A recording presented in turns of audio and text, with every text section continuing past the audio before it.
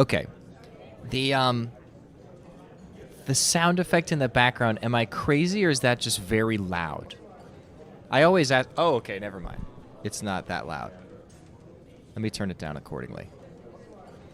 Okay, here. This background noise is supposed to be restaurant. That's what it's called. It's called restaurant.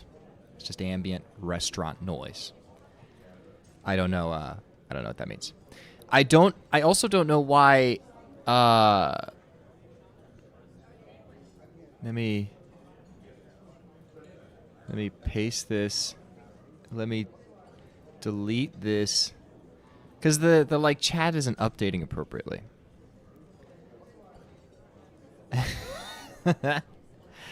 You're using your mom's YouTube Premium account? That's really sweet. I appreciate that. Is this thing ever going to start or what? It is starting. It's already started.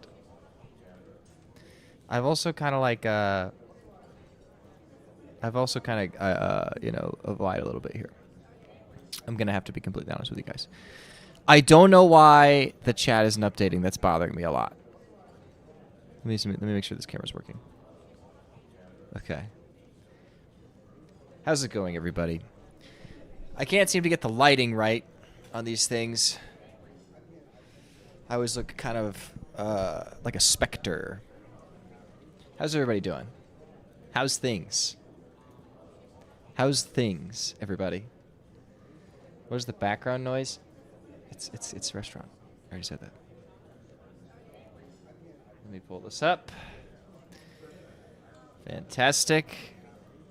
I got a couple of voicemails people called in about. Hey, what's up, man? I just saw your thumbnail, and I'm like, fuck it, I'll call. I'm just sitting here this morning, nothing going on, like usual, like always. I hope you're having a good morning, or night, or whatever the fuck time it is where you're at. Be well, man. Thank you. I like this guy, because I'm not sure how he found the number. Thanks. I'm glad you feel like you're in a restaurant. Wait, is the thing too loud? Hey, what's up, man? I mean, yeah, it's kind of loud, but I want to make sure you can hear the caller. That's important to me. It's important that you're able to hear the caller, okay? That's why they call in, right? Holy loud. Turn the stream down. I don't know. You can fix it. It's not my problem. I like that guy because he called at 7 in the morning. He called at like 7:22, and then he called again. Hey, my bad calling again, man, but I just realized I'm supposed to ask something. You ever been up in Chaney Grove, Salisbury area? Because I've been down to Charlotte, but like I guess it's more likely for someone from Chaney Grove, Salisbury to be down in Charlotte than for someone in Charlotte to be up in Chaney Grove, Salisbury. Because, yeah, I don't know. Yeah, that's my question. All right, thank you. You know, I feel like I should call that guy back, just because he was up at the crack of 7:70 or 7:23. I appreciate that you like the historical videos. I do. Understand that it takes me 40 hours in a week to make one of those videos. And it just takes me a very long time to make one of those videos. And I'm trying to pivot towards a content that I enjoy that will get me out of my house. Because I also work a job where I get to stay indoors a lot. And I'd prefer to be outside doing things than inside editing videos. I enjoy them. I like making them. I'm trying to find a way to get back into doing them in a hybrid sort of way. Maybe not in full swing the way that I've currently been doing them, but to do like a 15-minute video, I was spending every other hour that I wasn't working making animations and writing scripts and editing. It's just a lot. It's a lot. I love them to death. And I do want to keep making them, but I need to find a point at which I can actually make that work. So I apologize, all the history fans. You're not going to get history videos, at least for a little bit. Yo, what are your thoughts on tattoos, bro?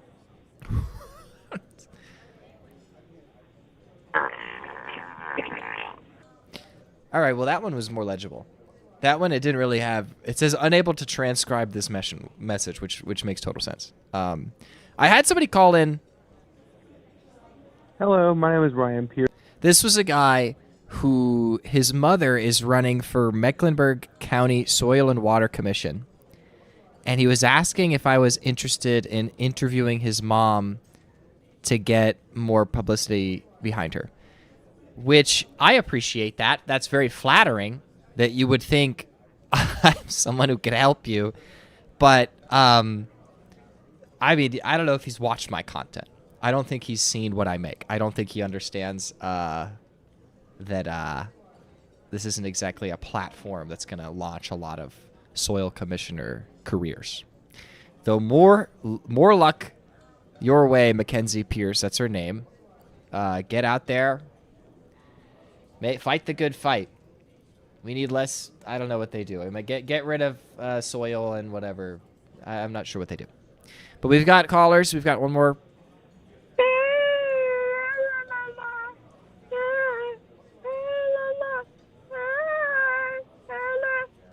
I'm calling that guy back for sure.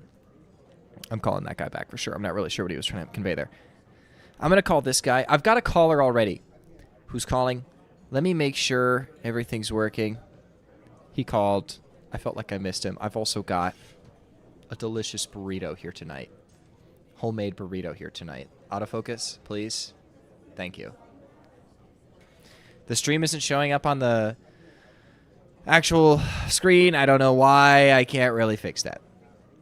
Wait, do we have to leave a voicemail first? No, you don't. Somebody's calling. I'm sorry. I just have been trying to cover all the bases. I try to listen to the voicemails if I can. Chat with Chaney, you're on the air.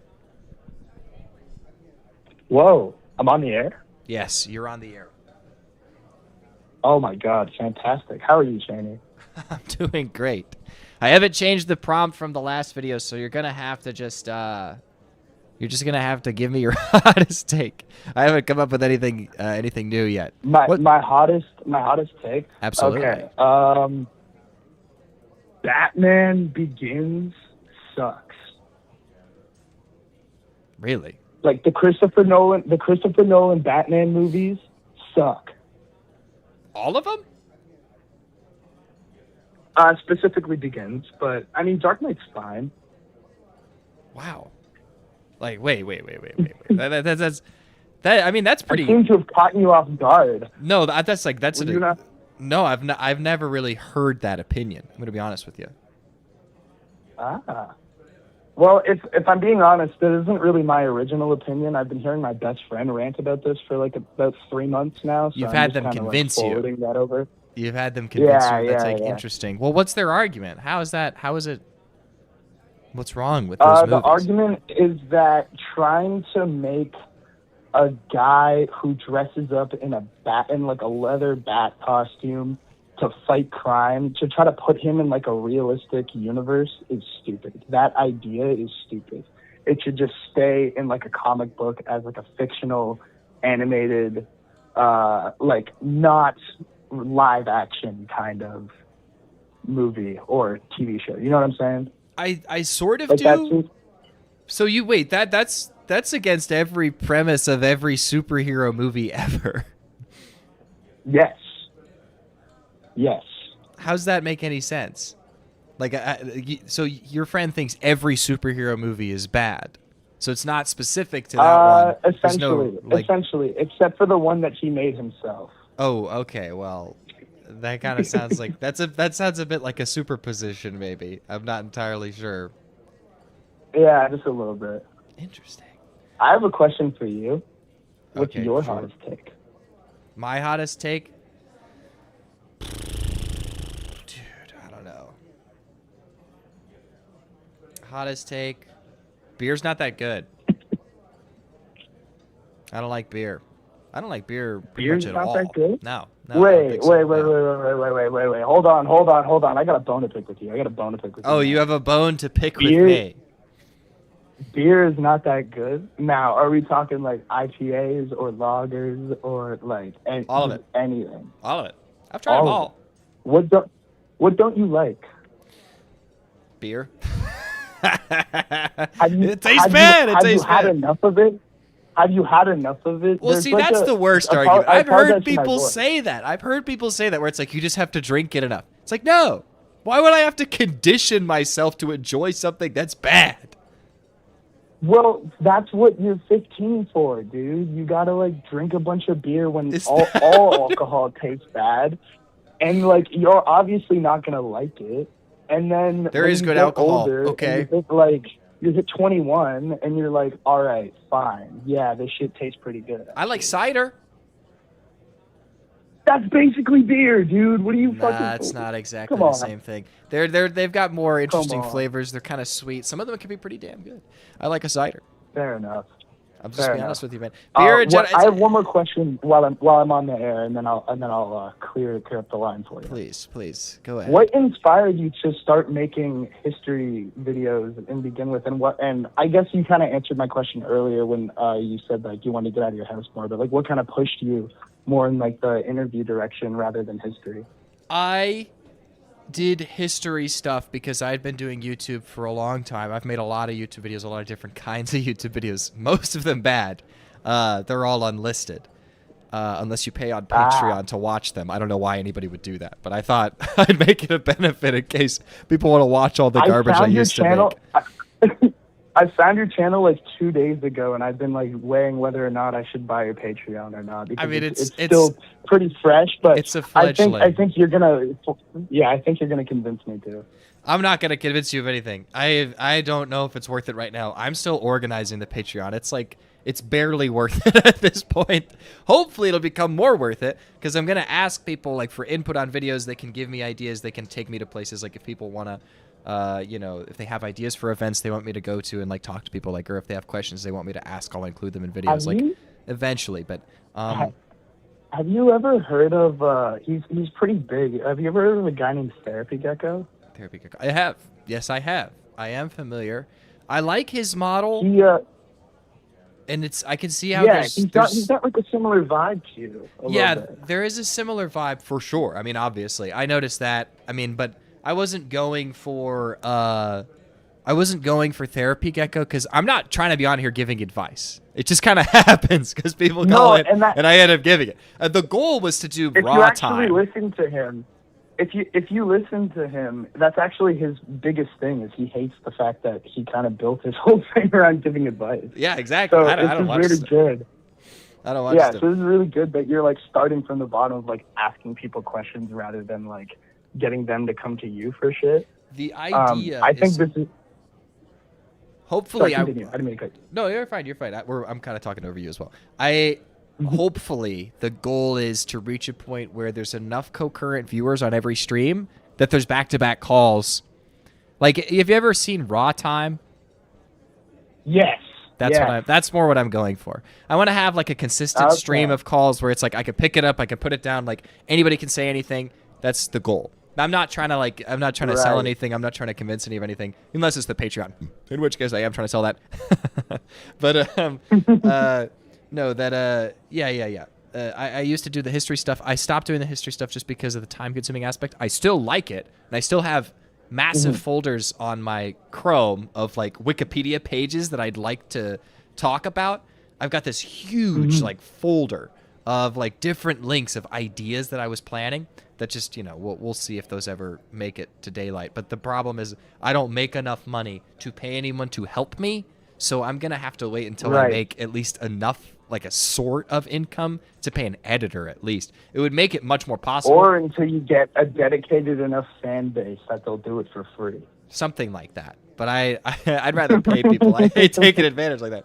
But that's the goal. The ultimate goal is to reach a point where I can get back into doing that because I like that. I don't want it to just be interviews. I think I'm going to like look at some other ways to make content. My ultimate goal is just to get outside and like do more interesting, fun stuff on the street or just like having like fun events. A huge inspiration is obviously Jerma. Like I'm a massive fan of his. I love the way he pushes the medium. I'd like to be more in his direction, having more creativity, I think. So ideally, I just want to be a more creative force on the platform. Like just doing something that I think is fun. And I've got a lot of ideas that I think are fun. It's just going to take a time. You have to have a fan base for a lot of ideas to work. Like I can't just pay for a baseball game like Jerma did. Like if I have nobody to watch it. Right. You know what I mean? Right. But, yeah. I'm figuring it out. I'm very open to options though. But anyways, I think you're in Charlotte, right? I am in the big CLT. You should go to like the big park. I live in Canada, so I don't know what the fuck you got going on over there, but you should go to like the biggest park in your city. And I'm kind of ripping this from Therapy Gecko, but it's fine. He would give you permission as well. You set up like a table and like dress really formally, or like look professional. Look like you're a big businessman on his way to go conduct like a multi-million-dollar deal.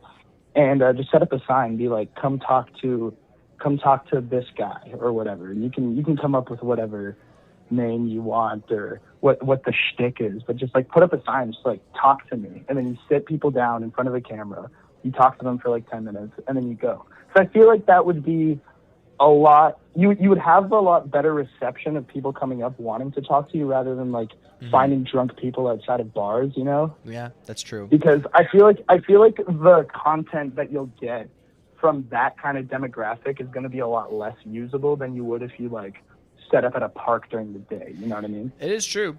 It is true. I've thought about it. I'm trying to look at alternative ways to get people, get like interviews in a more like authentic way like that. I agree. It's just that I'm trying to figure it out. You'll probably see a booth in the future, but I'm trying to make it unique enough. I kind of like the idea of finding people where they're at instead of them finding me. Because, you know, then there's that is true. There's a certain pool of individual who's going to be out walking the streets at night. Also, a certain pool of individual who's going to be walking in a park. And we don't have, like, Charlotte doesn't have a lot of foot traffic. We're not exactly a city where people hang out in our public spaces. I mean, we don't. Yeah. It's kind of like one of those massive southern cities where you'd think they built all the buildings for cars. Isn't one of your like NBA players constantly crashing his car around? That's the city LaMelo Ball. like yes, that? he is. Yeah, he's regularly LaMelo Ball, making pancakes of regular Charlotteans on a regular basis. It is definitely a problem that we have down here. But no, yeah, I'm thinking about it. I'm trying to explore ways to make the content better and different. It's a very transitory phase, but I've got ideas. I've got a list of ideas of like concepts I'd like to cover. I'm trying to think about ways I want to execute it. All of it's kind of coming together in real time. What you are currently doing is still fucking awesome, and I am loving the content. Like I said, I just found the channel, so I appreciate that. I'm real happy to be here, real happy to be talking to you, and I can't wait to see where this journey is gonna go. I appreciate that. I really do. I appreciate that. I'm kind of I'm bashful about it because I think it's only like all right. You know, we'll get to a point where I feel very proud of it. But right now it's like, you know, it's good. It's good. It's getting there. It's getting there. But anyways, you've dominated the line, dude. This is 11 minutes on the phone call. I appreciate it. I appreciate the glazing, but I feel like somebody has to have called by now. You know what I mean? I don't know who's waiting. Go talk to somebody else. If no one's waiting, well, I do have to call some people back. They left voicemails, you know. But I do appreciate the input a lot. It's very, very nice of you. Yes, thank you for having me on the line, dude. This is the first time I've ever been on like a call-in show. Of course, cool. Sure. I mean, tell everybody you know. Tell them to call in Mondays and Thursdays. Dude, I'm telling. I play in a band. I have a show like next week on stage. I'm gonna be like, everybody go watch this guy, and I'll put a big banner with your YouTube channel. Give him the phone number, man. Give him the phone number, please. And I'll take a picture and prove it to you, and I'll send it in the Discord so you know I'm not lying. Hey, if you do that, because I just need more callers. Doesn't matter who. Don't even need to be fans. They could be haters. Doesn't matter. As long as there are people calling in, that's all I want. That's all I want. I'll talk to anybody. Right. I could definitely organize that. Well, I appreciate that, man. I appreciate that. Send the picture. We'll see. All right. Well, take care. Great talking to you. Yeah, no, it was a pleasure. Thank you so much. Have a good night. You too. Bye. I think that guy was pretty nice. We do have another caller on the line. I am trying to fix the stream. I see the people talking about soju. I do. Soju will absolutely sneak up on you. Soju absolutely will. I'm going to say this, though. Sake is maybe the worst invention. That's the worst thing that any Asian country has ever done in the history of organized like societies in Asia. Sake is a horrible idea. It tastes like it tastes like paint thinner. It tastes like nail polish remover. It's disgusting. I hate sake. But I love soju. Soju, well, Nan King, that's what I'm saying. It doesn't matter. Ned King was pretty bad, obviously. But but sake, sake is way worse. I'm just gonna be real. No, not all booze is bad. I don't know how old you are, but I can't, so I won't recommend a drink to you. But there is good booze. There's plenty of good booze. You know, and you reach a point in your life where you're like, the bad taste is kind of good. Okay. You're like, I kind of like how bad it is. It's like a little punishment at the end of the day because I'm such a bad boy. I feel like I want to change the prompt here. But hottest take is easy. I mean, everybody loves a hot take. Maybe I'll just keep it. We'll just keep hottest take. That was a great idea from the Filipino guy from New Jersey. I appreciate you, Matt. I appreciate the Filipino New Jersey guy. He gave a great prompt that's going to remain today, I think. We've got another caller on the line here. I got sober vibes from you until 30 minutes ago. I was honestly surprised to see you smoked. I don't really smoke. And I think it's pretty evident in the video. A lot of people in the comments clocked me. I don't really smoke. Not really. There's this guy who called in. Who was it that called in? I got it. This guy. He called at 7 in the morning. I'm sorry. I know there's somebody on the line waiting, but I wanna get in touch with this gentleman. Also, this Your call just has sitting been here. forwarded to an automated voice messaging system. Michael Grove. Is not available. Why did he just give his name? I just At the gave his tone, full please government. record your message. When you've finished recording, you may hang up or press 1 for more options. To leave a callback number, press 5. Hi, Michael. You called in twice at 7 a.m. on July 14th to ask me if I've ever been up to China Grove. Yes, I have been up to China Grove and Salisbury. No, I have not. I'm not really sure if that's the whole question. Yes, I have been to those places. I'm streaming right now. There is a timeline for my stream, so when you call at 7 in the morning, I'm not going to get back to you till the stream starts at about 9 p.m. Mondays and Thursdays from 9 till 10:30. Sometimes we run to 11, depending on how many callers we got. So I appreciate your call. Thank you for calling. Have a good rest of your night or morning whenever you get to this, since you only seem to be able to call in the mornings. But have a good one. See, I wanted to talk to that guy. This person's been trying to call for a second. All right, chat with Chaney. What's going on? Hello? Hello. Oh, I thought this was going to the voicemail. It was In a about minute. to. It was about to go to the voicemail. I caught you in time. What's going on? Wow. Well, I was going to call in and talk about my hottest take, if that's still what's going on. I think my stream is late, and you said you were going to change it last. I thought, at least. I thought I was going to change it. Seems like too much effort. Might just be too much effort. I don't even think it's going to work. It's whatever. I can't come up with anything good, and that guy gave such a good idea last time. You know what I mean? I can't even come up with something better. So just give me your hottest take. Hottest take. Forgive me. I'm dragging. Well, my hottest take, I don't really know if it's a hot take. It feels like a hot take, but I feel like it's a hot take just because of like discourse I've seen recently, and I've been thinking about it a lot because I went and saw the Odyssey this weekend. Yes. And I've always been somebody who likes to read. I've always liked like classic literature, all of that stuff. Mm-hmm. I feel like people have gotten even more pretentious about reading and literature over the past like couple years than I've ever seen in my entire life. Mm-hmm. And I feel like people are way too intent on making literature inaccessible to people. Even like modern authors, I feel like a lot of people, and I've been reading a book recently. I hate it. I can't stand it. I'm going to finish it. But I feel like people want to seem a lot smarter than they are, and it's really affecting getting like good, meaningful stories out of people. What do you mean by that? Like, I feel like everybody wants, like, the book I'm reading right now, it's called Lapvona. It's by Otessa Moshfegh. I read one of her other books. I also didn't like it. And a lot of what she writes, because the whole concept of this story right now is, like, it's about a medieval, like, town, and there's this kid, and it's, like, very evocative of, like, a lot of religious imagery, a lot of religious themology, but Mm-hmm. it's so flat. Like, there's nothing really purposeful about anything she says. And you can tell that when she's writing, like, she has an idea and she just kind of sticks it in.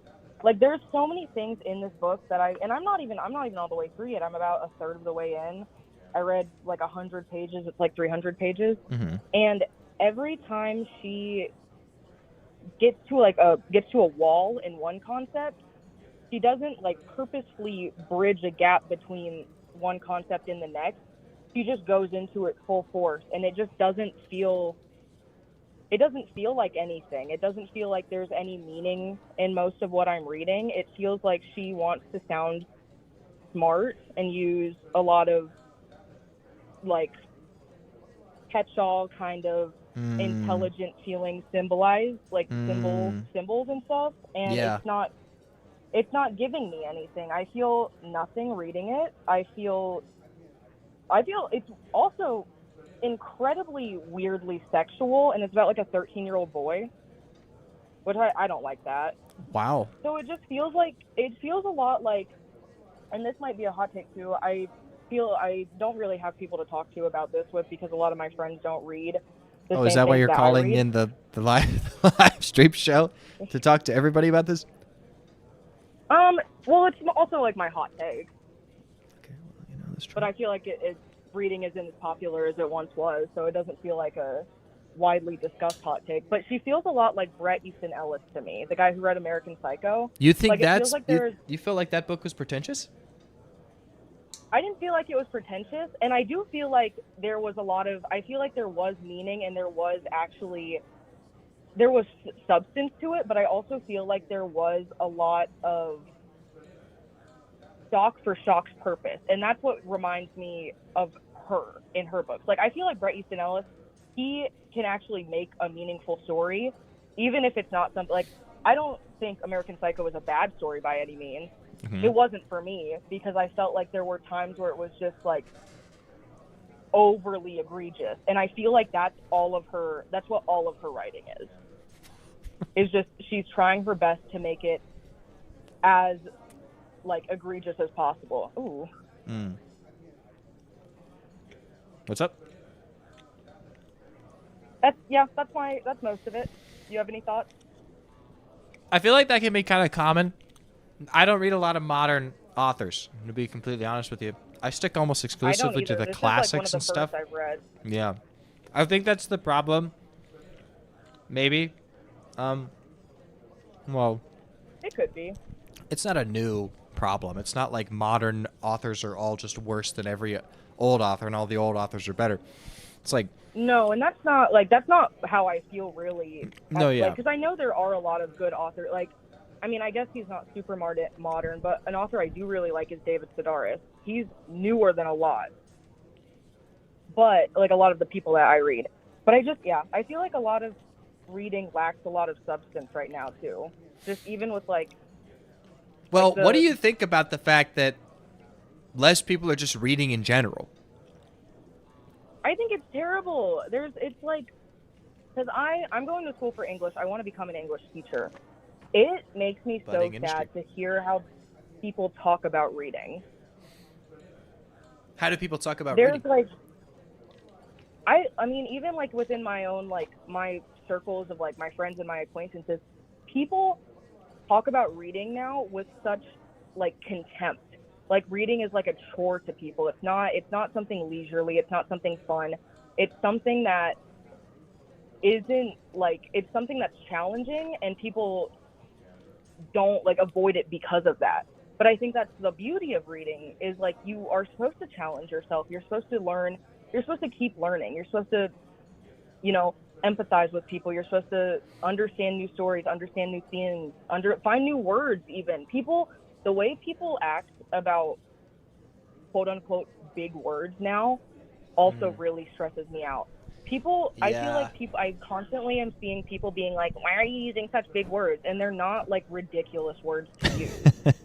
And it stresses me out because nobody's going to be able to read it, and we're all going to be dumb. Well, we're already all pretty dumb. I mean, there's a lot of horrible But the thing is, I don't think it's as bad as it might seem. I think very similarly, but I think that's a form of pride where I'll sit there because I read books and I'm like, oh, everybody's getting dumber and nobody reads. Literacy rates are indeed going down. I'm not sure how they measure those. But my thought is at least that the other day. people spend a lot of time on their phones, but that's like a specific group of individuals. I think there are people who are choosing to be part of these in-groups where they make fun of reading and think it's dumb or whatever, but that's not like... I don't think that this is a sign that the entire world or the entire country is losing the value of books. I think it's like, well, maybe social media is just more popular and there's more people that are inclined towards social media at the given moment, and that leads them to be kind of, just a bit dumber, because social media is obviously not trying to make you a better person. That is true. I just think... As of what I just Googled, over 30% of adults cannot read over a 6th grade level in the U.S. right now. Well, you got to think, though, like, most of them don't need to. That's true. But We got the still, like, I TV. feel like We got people that work in trades, like, they don't have to read. Okay, that's not to You have shit to read on trades. instructions. Like, well, I don't know. Have you ever built a Lego Hey, set? how are you going to build your IKEA furniture? You ever built a Lego set? There's pictures. IKEA, they give you pictures. There's a little guy on him. He points. Yes. I've never built anything myself. How am I supposed to know? IKEA does it. They have a little guy. He points at the thing. He tells you exactly what to do. It's very easy. Oh, that's beautiful. Yeah, who needs to read? I don't need to read. I don't need to read. You got live Yeah, streams okay, like this well. where I can tell you how to feel about something, you know? That's true. Wait, You don't even need to think. The literacy rates are going down for you. Yeah, exactly. So you can I'll tell read. everybody I'll be a philosopher king, and you guys can all follow me. If you ever need any advice or you need to be told what to do, just ask me. I'll let you know. Anyways, you've been on here for 9 minutes and 42 seconds. I appreciate your call. Okay. That's a I'll hot get off. take. I think it's like, I don't think it says hot. I agree with it, but that just might be my bias. But I agree with you. Yeah. It's something that I do think about, Wait, where I just feel like hold on. writers Can are I say becoming one more thing before you go? whatever. I was going to ask if you finished Infinite Jest, or that's what you were reading, right? No, I have not finished that You have book. not? How far were you into It's it? 1,000 pages. Are you joking? Well, I didn't know how far you were into it. You just said you were reading it. No, I've only been reading it. I mean, I've read like the first chapter. The problem is I'm trying to the way I read books is the least efficient way Right. anybody could ever read a book. What I do is I buy like 5, and then I read all of them at once. And I only have maybe 2, 3, like maybe 2 hours in a day where I try to dedicate time to reading. So I'm trying to read 5 different books in 2 hours a day. And it ends up where Right. I don't sit and like engulf myself in stories like I used to. I'll read like a chapter of Infinite Jest, and then I'll read Hunter S. Thompson, and then I'll read like excerpts from his writing, and then like I'll read, Fear and Loathing in Las Vegas, and then I'll read over here. I'm also reading Don Quixote, and it's like I'm getting nothing done here. I'm reading like 5 books at once, and I'm not. Right, I'm barely grasping any of it. So I need to adapt my style before you ask me if I finished a book yet, because I'll finish that book when I finish all the other ones in like a Right. year.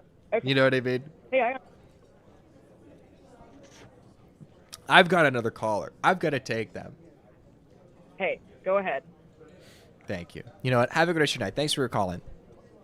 Hey, you too. Good night. Good night. What the? Whoops. No. Oh, shit. I think I just accidentally called her back. Well, that's not. Somebody called in. They left a voice. They tried to leave a voicemail. I got to call them back real quick. I feel like asking deepest secret is maybe a little... Chaney, Ciao, Chaney, you're on the air. What is up, dude? How's it going? I feel like it's kind of like... I'm doing all right. I'm doing okay. How are you? I feel like deepest secret, I might hear some things that people don't want to tell I us. wasn't actually going to give my hottest take, but now that you changed it to deepest secret, I can do that. But I do have a question for you. Is intercourse allowed to be talked about on here? Well, what does that mean? What do you... That's a loaded question. What do you mean? Like, what... I fucked my uncle's girlfriend once. This was like 5 years ago. 5 or 6 years ago by now. which is insane. I know. It's batshit insane. I know. Is that like okay to talk about? If you don't want me to talk about it, then that's okay. I can just give my hottest take instead. You know what? You've got me by the balls here. Okay. That's such an intro. You can't just say that and then say, "Am I allowed to talk about this?" Well, I don't know. I don't want to like get anyone in trouble or anything. You know what I mean? Like Well, that's up to you. I mean, I'm not going to get anybody in trouble. I think Right, everybody in that's- chat promises they won't tell, right? Everybody, right? Right? Right. So here's the story. It's kind of crazy. So yeah, this was a while ago. It's been years now. I was living with my uncle at the time, and I'm not going to get into the details, but my uncle, like a lot of my family, which is why I don't keep in touch with them, is not a very nice guy. He was very emotionally abusive to me when I lived with him. Not physically, thank goodness. Just very, yeah. It was not a fun time, and it was definitely probably the roughest period of my life, right? And I remember one night I had gotten off work, and like his girlfriend was there, and like all the time, all that they would do is fight. Like the amount of times I got woken up at like 3, 4 in the morning to them like fighting was just like outrageous. And I remember, oh God, this is so fucked. Like it like, I mean, I don't regret it, but I do simultaneously. It's like a weird duality that I feel. Right. I literally, like, the only, like, real reason that I did it was to just get at my uncle. Because in my mind, I was like, dude, this guy, he treats me like I'm not even his, like, flesh and blood. I literally am, like, his nephew. You know, he treats me like shit. And in my mind, I was like, you know what, man? I mean, and for the record, to this day, he doesn't know that this happened. And that's fine. You know, I didn't do it because I wanted him to know. I did it because, you know, like on maybe a random day in the future that he does find out, it'll be hilarious. I'm not going to know about it because, again, I have not spoken to that dude in a long time. But like sometimes, I'm not even joking, sometimes I'll like, this is so silly, I'll close my eyes and I'll like envision like what that'll be like if they fight and then she's like, oh, by the way, I fucked her or something, right? And like just the mere like thought of that as a concept is comedic gold, at least to me. Because again, he's a bad guy. He's a bad person. He's a piece of shit, you know. And you know, that's like my stance on it. But yeah, no, I mean, I do partially regret it, but also I don't at the same time. And you know, I mean, obviously, like I've grown as a person since then, and I would never do something like that ever again. You know. Why not? I will admit that like it was definitely an act that could be like frowned upon, you know, like I feel like if I told anybody else about this, they would be like, like what the fuck is wrong with you? You know what I mean? So like, but I feel like comfortable telling you about it. That's actually tough. No. That's actually a good question. I'm curious now because in my head, I don't immediately think that's a bad thing, right? This might be crazy of me. I might be a new age woke liberal or something. Right. But I gotta ask chat here. Is it cool to fuck yo uncle's girl? I gotta see what the people have to say. Because I'm actually kind of curious now. In my opinion, I'm not, okay, cool feels like I'm saying that it's cool. It's not necessarily cool. But it's not necessarily like evil. I'm in my head, I'm thinking like it depends very heavily on the context of the situation here. Because in my head, it's like if your uncle is a horrible guy who treats his current partner horribly, I feel like all bets are off. And also, you know, maybe I'll just stop right there. Maybe I don't actually. Maybe this thought is not that well fleshed out. Maybe I'm not thinking that hard. Right. Maybe I'm not thinking that hard about it. I fully acknowledge that the situation is batshit insane, and like that's not even like I mean, I guess it like could be like I could have done a lot worse. I guess not that I ever wanted to. Like I didn't want to like harm anybody. You know, I'm not like a violent dude. But like, I mean, there was a lot of times that I lived with him where like I would just like lie directly to his face. Like he would approach me shit-faced drunk because he's an alcoholic, and he would be like, "Hey, do you like have like a problem with me? Do you like hate me or something?" And I would just look at him and be like, "No, I don't hate you even in the slightest, not a little bit." And then he would just be like, "Oh, okay," and then he would go and like fall asleep or whatever. And so, like, I mean that's just kind of the environment that I had to live in. It was a very, I think that bleak would be too strong a word. It was a very emotionally difficult time. I as a result of living with him in that environment, I was constantly really depressed and very angry a lot, and it was bad. And so, yeah, like due to, the way that I was feeling and the way that I perceived him, I was just like, you know what? I'm going to fuck his girlfriend.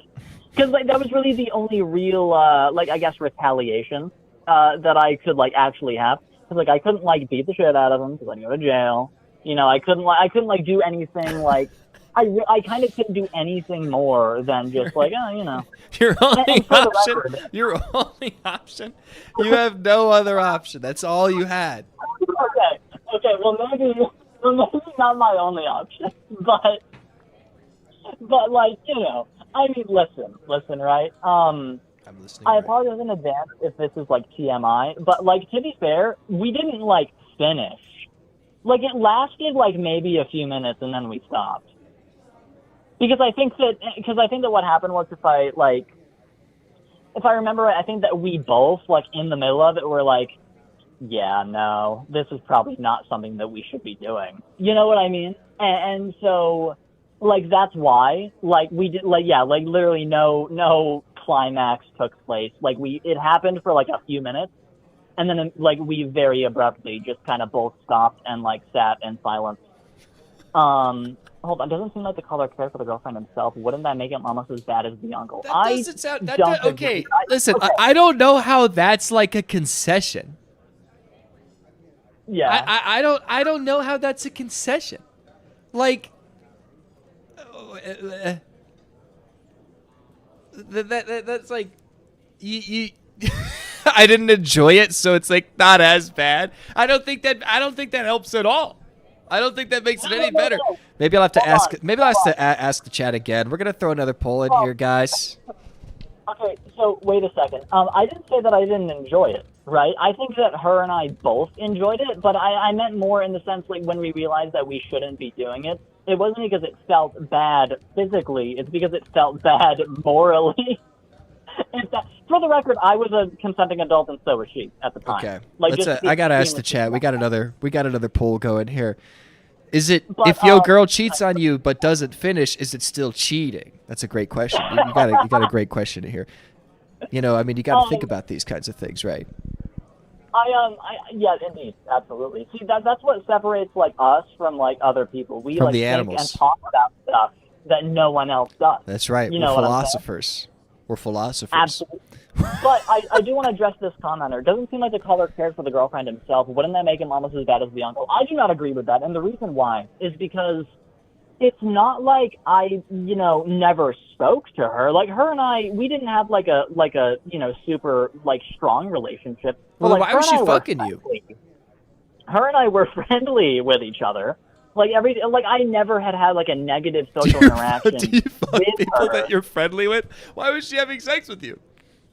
I know, right? What the hell is that? But no, seriously. No, I'm genuinely asking. I'm curious. Like, how does that occur? You know what? I don't know. What do you mean it happened? What do you mean you don't know? This story, Wait, hold on. They've got some holes here. They've got some holes here. Can you repeat the question, please? You said you didn't have a strong relationship with this uncle's girlfriend. That right. You guys were friendly, but the premise is that you've had sex with this person. Well, I mean, the way that I see it, right, is that I think that maybe that was a contributing factor in why she did it with me, is because she was like, well, I like this guy. He's nice. And so I think that was kind of like the, like the crux of the decision making in that moment. Oh my Chaney gosh. might get to- The chat is right. I gotta stop asking because I might become friendly too, and then I'm gonna become a target on your radar. You're gonna come for me Okay, next. Okay. You got, fucking, what do you think I am, Glenn Quagmire? Gee, I'm not like a predator. I don't Good know, Lord. man. I don't know. You Good talking about it like Lord, you walk into a room with a tractor beam, man. What is that? Like, how does that happen? No. Okay, so listen, right? I've been listening, and it's making less and less sense. Well, I want to try to like make my case here, right? You've been 'Cause trying. You've been trying for 11 minutes and 20 seconds. I know. I'm gonna wrap this up. I promise you. But what I want to say is, right? Her and I, we had never had a negative social interaction. Her and I have never argued. We never had beef, right?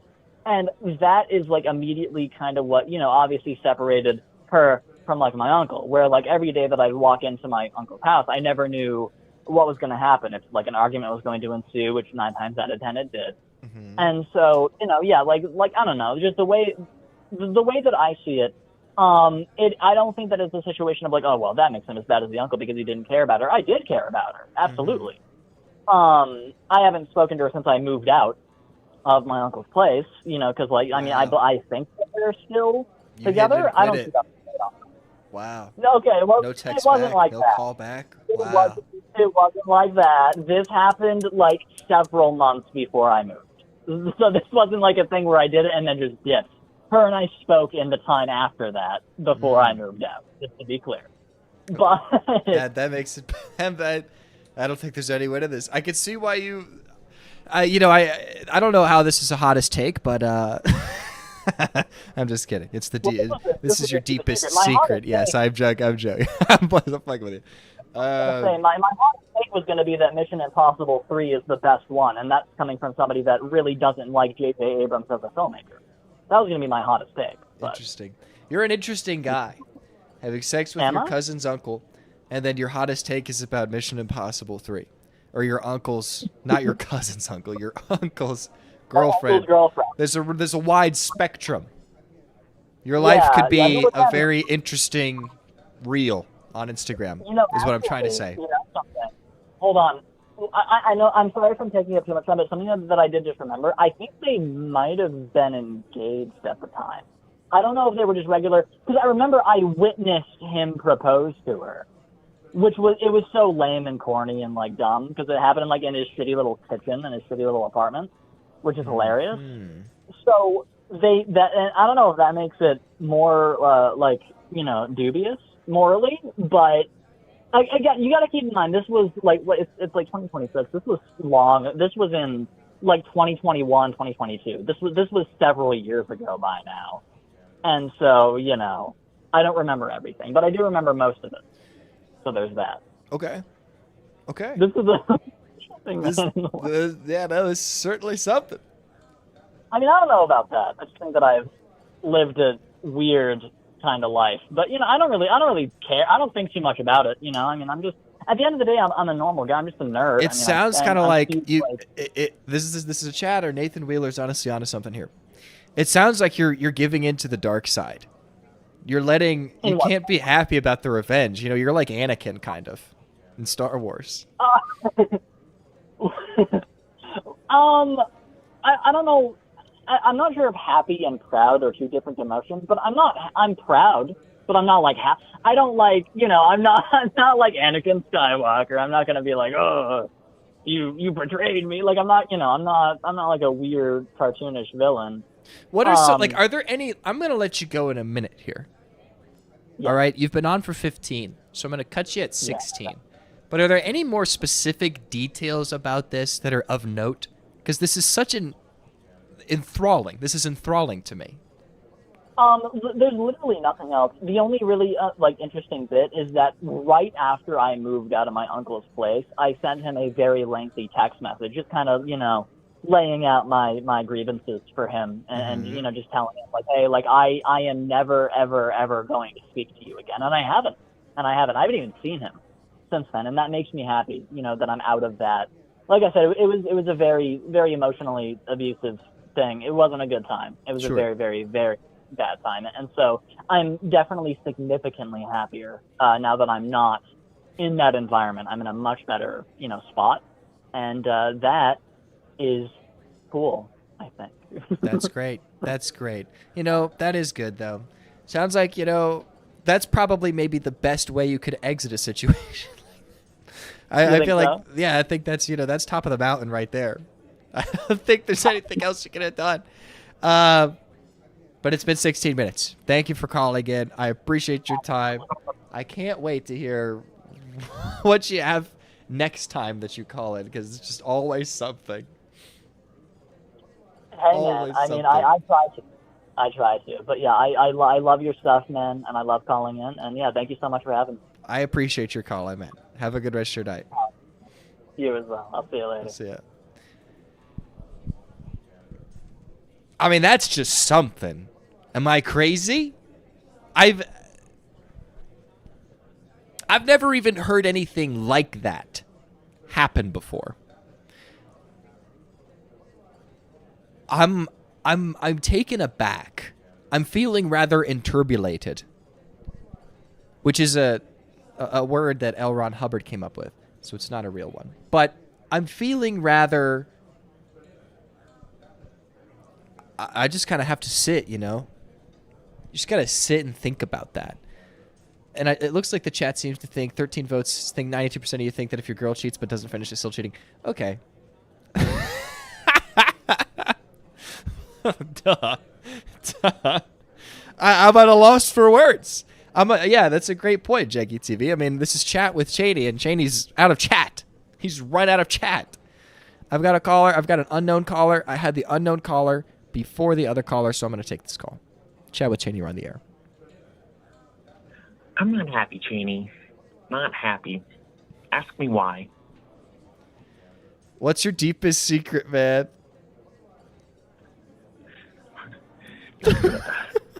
What are you doing? What? Who is this guy? He was doing a little bit of he was trying to ad-lib there's a scene in The Incredibles, if you guys are unfamiliar. That was what he was referencing, but he was not answering the prompt. So unfortunately, I had to let him go. But he was not answering the prompt. So unfortunately, I had to let him go. But he was not answering the prompt. So unfortunately, I had to let him go. Oh, are you on with me? Yes, I am. I was trying to see how long it would take for you to notice. What the hell? What are you doing? You doing bits on me? Come on, man. What up? Took you a second. I'm a like a high level. I'm literally muting and unmuting to like try and not let the stream get into the mic, and you still fucking. I still troll. God I'm sorry. It happens. It happens. So, What's your yeah, deepest? What's your deepest secret, man? Okay, so my deepest secret is I used to be a really big. Oh, by the way, hey, I was from the last. I'm the guy. Yes, that got I reckon. also, The thing is, if you've called in before, if you call in consistently, I can recognize caller ID, so I know who it is. Okay, I'll leave that out next time. Okay, my deepest secret is that I used to be a really big like Vince Gepino like right wing nerd for a lot of my life, like embarrassingly so.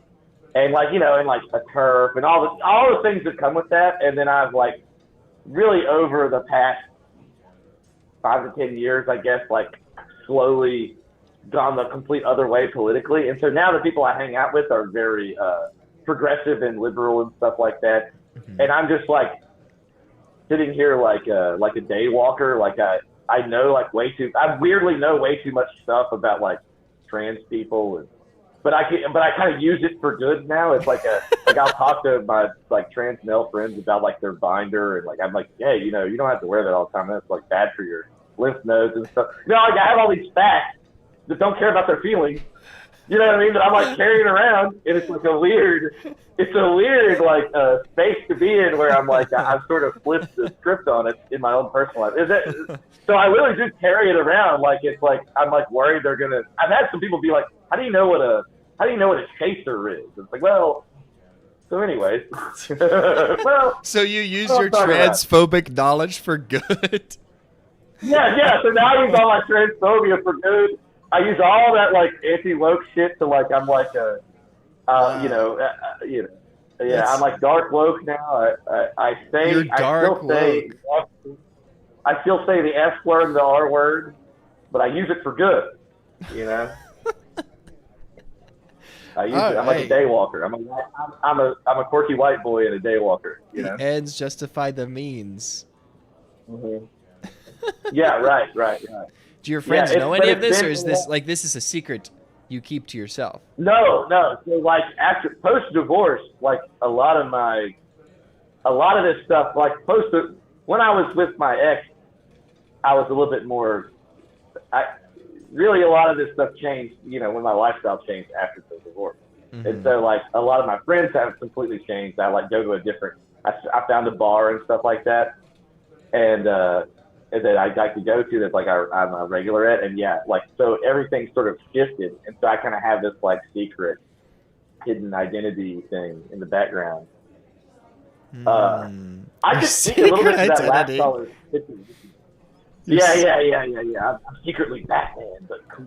I'm a good Batman. Yeah, I'm like the dark side Jedi, but if he was good. You're like Anakin. You're bringing balance to the social zeitgeist. No, not like Anakin. I made the Anakin joke. No, I was not like Anakin. No, but you are. I was the dark side. Brings balance to the Force in the end. He's a good guy. That's like so bullshit. I hate the Force. We're not even going to get into this.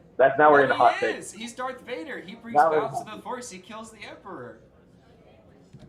Okay, all right. I'll give you that, but like that was so whatever. I'm not even going to get into it. How bad the Force is. You've seen episodes 1 through 6, no? Of course I have, bro. Come on, now I'm 36. Of course I have. You're complaining? Wait, you didn't like them? No, I did. I don't know. I like move on. I get older and I move on. I don't like hold on to like 4 through 6 were good, and 1 through 3 are actually, I think in hindsight, have like held up better than they're not great, but they were better than they were anyway. No, I have something to speak on the last guy's situation though, about the uncle thing. The Oedipus uncle situation. Yes. Yeah, dating, and this is like a sort of a dating in your 30s, like wisdom situation. I think that I can maybe speak on a little bit. I'm not saying my wisdom's like maybe 12, but at least it's going up to 13. Maybe it might level up when I get the next stat score bonus. Anyways, so like as a reoccurring thing I run into with women who are in a relationship but are maybe unhappy about it is you'll end up in these like sort of hangout sessions with them where it's you and them one-on-one, and it wasn't supposed to be a date, but it'll sort of turn into I'm going to bitch about my boyfriend date. And then by the end of that date, your moral stance on like, oh, is it right I shouldn't be trying to make a move on this girl will be like weakened by their criticism of their boyfriend. But then you take them home and whatever. And then, but then at the end of the day, they end up back with their boyfriend again like the next week. And so now you have to look at that other man in the eye and be like, yeah, I like, fondled your bitch. And they were bullshitting the whole time. And so I will say that like that logic of I'd be wary of that logic of, well, he's a bad guy. Because it's like you hear for this guy maybe it's a little different, but that he's a bad guy thing I think can get you. It can make you weaken your morals. Because you're like, oh, well, I can fuck a bad guy's bitch.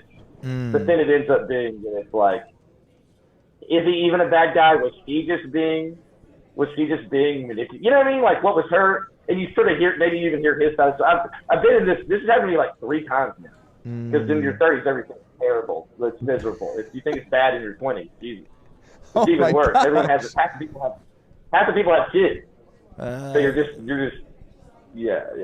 Man. And this woman I'm thinking of had a kid and she never takes care of it. So whatever, And I didn't know that at the time. It's like at the time I'm thinking like, oh, this girl's cool, and maybe I'm like, it seems like she's in a bad relationship. Maybe I'm like flooping, And then you realize like, no, she was exaggerating, and he's probably actually all right, and actually you're an asshole.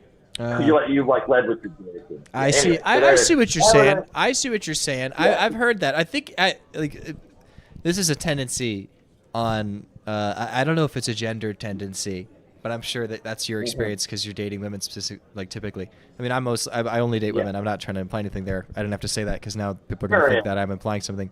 I only date women. not that if I did love having gay sex, that wouldn't be a problem. That's okay. You're allowed to do that. I don't do it, and it's cool if you do that. What was I saying? Okay, what I was. Wow, Paul doesn't go off for this one. What I was saying, my thing that I was saying that I'm trying to remember right now was that you know, what was that I was gonna say? You know, I'm not gay. I think you're probably gonna make a really cool point about women. No. My point was just that. My point was that yeah, I've totally heard exactly what you're talking about on either side of the fence. Where it's like these, you never can trust one side of a relationship and their description of it. Because a lot of people will say things that tend to be kind of extreme. I've even had a couple friends of mine who are like friends of mine, like good guys. And I've like met their girlfriends. I've got to know their girlfriends. I've seen the relationships go. And then like it gets great. It's good. And then like things will fall apart. And then like the way they describe the relationship in post. And I'm friends with both of them, the girl and the guy. And then they just, you kind of hear very different portrayals depending on who you talk to. Sometimes I've heard some people say some really nasty things that just aren't true. Some of them being my friends, some of them being like my friends, like ex-partners. And it's just, you know, you can't really trust anybody. And it comes back to that ancient saying. I don't know if it's ancient, but it's, you know, that old saying of all is fair in love and war. It's like at a certain point, you kind of just got to put your hands in the air.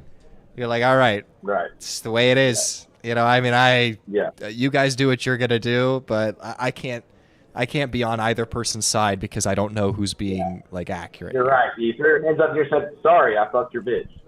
It happened. You know, what are you going to do about it? Maybe that's your style of consolation. Typically, I just listen to my friends. Whatever. He was pretending to be open. He fucked a girl I like in a threesome with his this bitch. was a beef?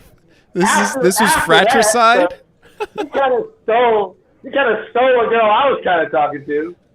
Wow. And now she's fucking my best friend who I actually like. I'm fine with him, actually. I kind of moved on. But, you know. You've grown so much. Such is life, yeah. Wow. Exactly the same. I just don't get. I learned not to get. You can't just get jealous for that long. You know. I think that's something. It's the dark side. Dark forces, man. You gotta watch out. Yeah, it does you do good. You're just gonna end up miserable and kind of like annoyed. You know.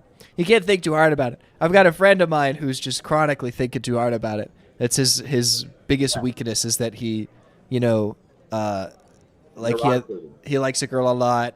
Things maybe don't go perfectly, and then he just like gets so sad about it for like months. And he's like, "Oh, I'm just like she doesn't want like if she dates anybody else, like they're still friends, they still hang out." And he makes it everybody else's problem. You know what I mean? Like I've heard that, but I think that's a younger mindset. I think the older you get, the more you come to terms with that kind of stuff, and you're like, you know, all is fair in love and war.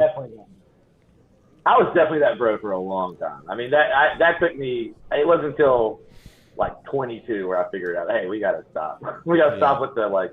You learn that stupid like opining after a woman from like movies and sort of like. You know, the stories you hear, it's like, oh, well, Nixon was a total cuck for 10 years, and then he got his wife or whatever. You know, you hear that shit, but you got to, like, that shit's not real. Like, yeah. It ain't like Absolutely. All right, I'm going to ask you this one question. I'm not going to give my take till I hang up on you because I've got people calling in, and I want to make sure I get to them all. But I put a new prompt on the stream. I don't know if you saw it, but I'm curious. Yeah. Because I know my audience is like 98% men. If a woman happens to call this line, which would be an anomaly, we usually only get like one or maybe two. I'll ask them the opposite, what women want in men. But what do you look for when you're looking for a partner? What are your standards? For them to be, there's a certain amount of sexual chemistry that needs to be there, and for them to not be actually, you know what? Jealousy. I hate jealousy. I hate insecurity. That drives me crazy. As I've gotten older, and I will say this was a problem with my last marriage that was a lot of it was me. I could have done a lot of better. Like I could have made her feel more confident in herself. Mm-hmm. And I guess I'm kind of like bi, and I like to date bi women, and I guess I'm more into like more open-y weird relationships. But I can't, and I've learned that now since post marriage. It's like I can't stand the jealousy thing. Like if I look at a girl and you notice me looking at a girl, don't get up my ass about it. Like I'm sorry, dude. I'm a human being. I was addicted to porn when I was a kid. I'm a pervert. I'm gonna look at a girl's ass. I can't help it. You know what I mean? The internet broke my brain, and the internet broke a lot of guys' brains, I think. And so don't just accept the new paradigm, which is that everyone needs to be a little bit hornier than they were before. I think everyone on both sides, men and women, we need to accept that we're all eating pussy and sucking dick way more than we used to. Mm-hmm. Well, that's statistically untrue. That's statistically not true, actually. Yeah.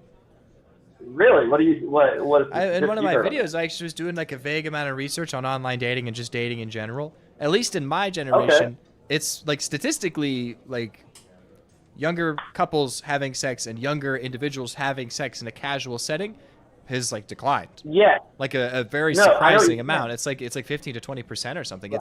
It's almost surprising. It's something people consider. Yeah, I agree. No, I know about that, but I'm saying but even that's like my generation was fucking less in a way. My generation was procreating less. But then everyone is doing oral sex more, is what I'm saying.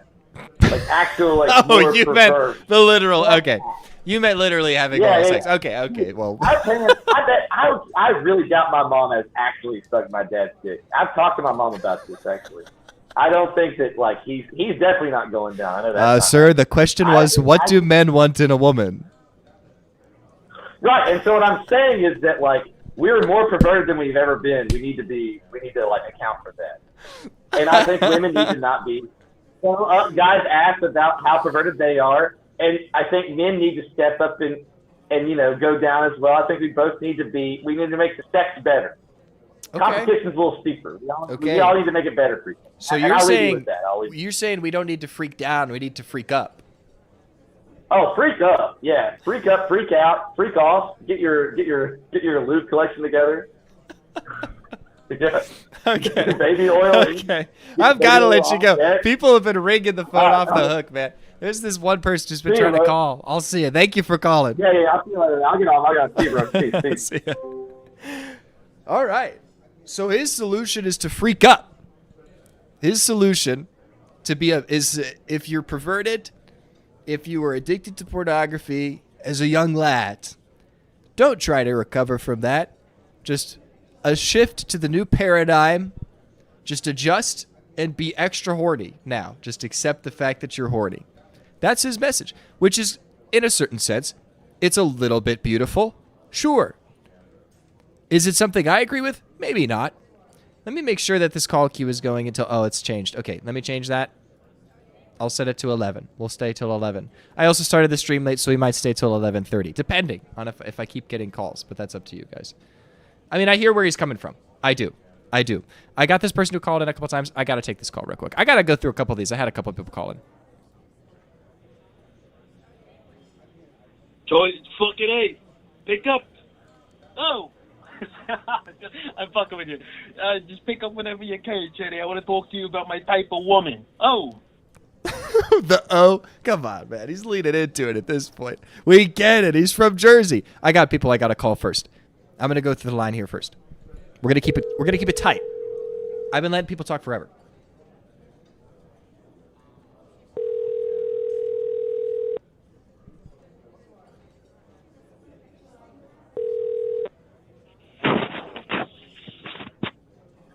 Hello. How's it going? What's going on, man? You called in. You called in thrice, I think. Yes, I did. I did call in. I was calling in because I was curious about the subject today. The subject? And it seems like I heard 3 different subjects. And then you said you just asked a question about one of my favorite subjects, freaking. Okay. All right. The topic is not freaking. We're not going back to freaking. Shit. The question is about, I'm asking, what is it that men are looking for in a woman? When you're out dating, what are you looking for? Or in a partner, I guess. It's open-ended. The last guy said He's looking for someone who's not jealous. Is it really hard? Is it really easy to find a woman that's not jealous, though? That's what I'm saying. I mean, I don't think that. You find me a woman who's not jealous, I'll show you a unicorn. You know what I mean? It's like I think everybody's jealous. Exactly. Exactly. I'm jealous and don't even know the broad. Yeah. If I meet a chick, and I got the intent, we have the intentions of dating, and that's another thing that I don't understand, because I don't even like that word dating. Because if I meet a chick and I'm going out with this chick and I'm spending time with this chick, that dating stuff is just an excuse for them to get my money. That's just an excuse for me to do things and provide things for them. And then when they get mad or something happens that they don't like, what is the first thing they're going to say? I'm not your woman. We were just dating. We were trying to get to know each other. So I don't mess around with that dating, no way. You know, if so I'm you have to make it official. You don't want to. Yeah. Okay. Yeah, I'm kind of like in that situation now. And, you know, that's crazy because the last time I called in, I told the one story about the party. You know, and I'm kind of in that situation right now, you know, with a chick, nice, beautiful, you know, young lady. You know, she wants to go through this dating phase, and I hate this dating phase. Now, don't get it twisted.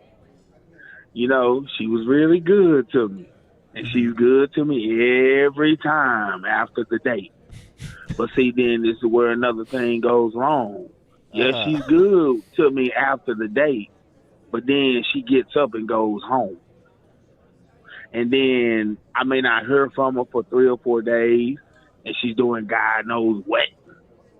Until she gets that lonely streak again, and then she want to holler at me again. Oh, I see what you're saying.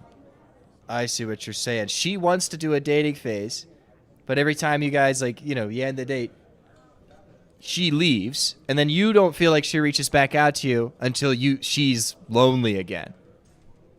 Yeah, exactly. Dang. Exactly. Then I have to hear the stories of, yeah, you know, this guy so-called say he like me, but then, you know, he won't do this and won't do that when I ask him, and, you know, he treats me, you know, like disrespectfully, but, you know, you're the one that treats me like a woman. You're the one that shows me that I'm worth and I'm this and I'm that. And I told her, don't get it twisted. That nice guy stuff, you know, nice guys finish first. No, they don't. They finish last. Because the people that she's into is the people that I used to be. You know, and I'm not like that no more, you know, but if I start, and I don't condone violence in no type of way, but if you start raising your hand at them or cussing them out, then they in love. They googly eyed. You know, and I'm just not with the toxicity. Oh, okay. So you're saying, oh, yeah. I'm reading the chat here a little bit of what people are saying. I have never had a date where a woman didn't offer to pay and was clearly not trying to oppose on me. You gotta date women who vote Democrat. Have you ever heard of that? Ever heard that take? You gotta meet like independent women. I feel like it sounds like these are women who are just floating around, waiting for somebody to kind of like pick them up. You know what I mean? Exactly. You kind of have to meet women who are out there making their own way, and like they respect their own life as much as they'll respect you because they're like independent enough. Do you agree with that? And that's what I'm finna say. That's what I'm finna say about this. They come off to you as they're independent. They come off to you as they doing their own thing. They doing it big. You know, they taking care of themselves. Then when I pull up to pick you up, you stay at the Motel 6. Why are you at the Motel 6 with 3 kids? And then they'll say, oh, I'm waiting on my house. I just bought a house and it's being renovated. Well, it's been about 4 months, and that house ain't done being renovated yet. Oh, I'm going to school, and something happened, so I'm waiting on my school loan money so I can have my deposit. I see what you mean. I see what you mean. I think, this sounds like a particular type of woman that I don't know how you're finding them. I know what you're talking about. I've met women like that, sure. But I've also met a surprising amount of women who are very independent. I've dated a number of women who are very, actually are independent. They didn't come into my life telling me they were independent. They were.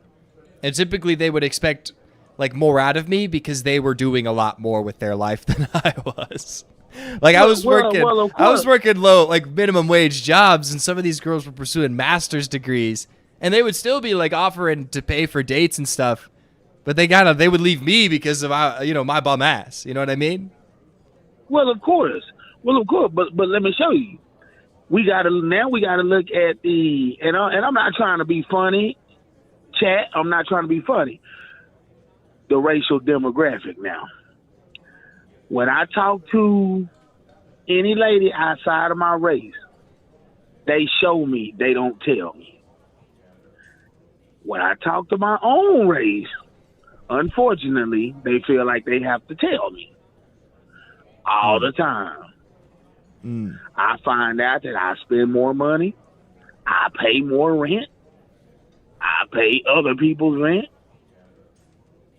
I'm helping on car notes. I'm paying insurance. School time come. I'm helping your kids get ready for school because your baby dad is one shit.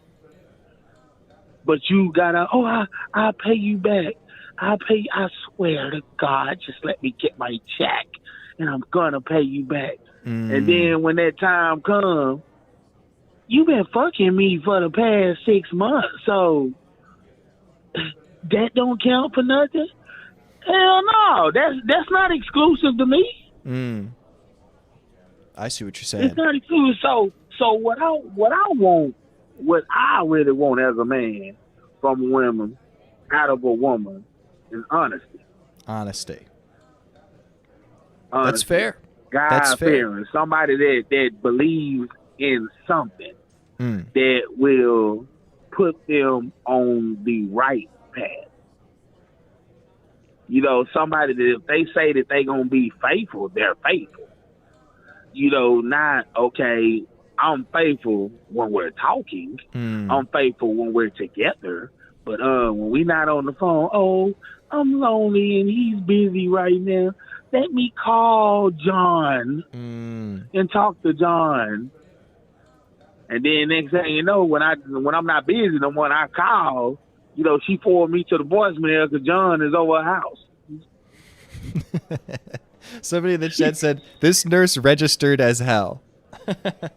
They're saying this sounds like an RN. I think there's some kind of stereotype around women who are nurses. I think that's what they're saying. Man, they the worst. they the worst. I've talked to a lawyer. I've talked to, I'm not going to even get in the medical field because, like I said, RNs, doctors,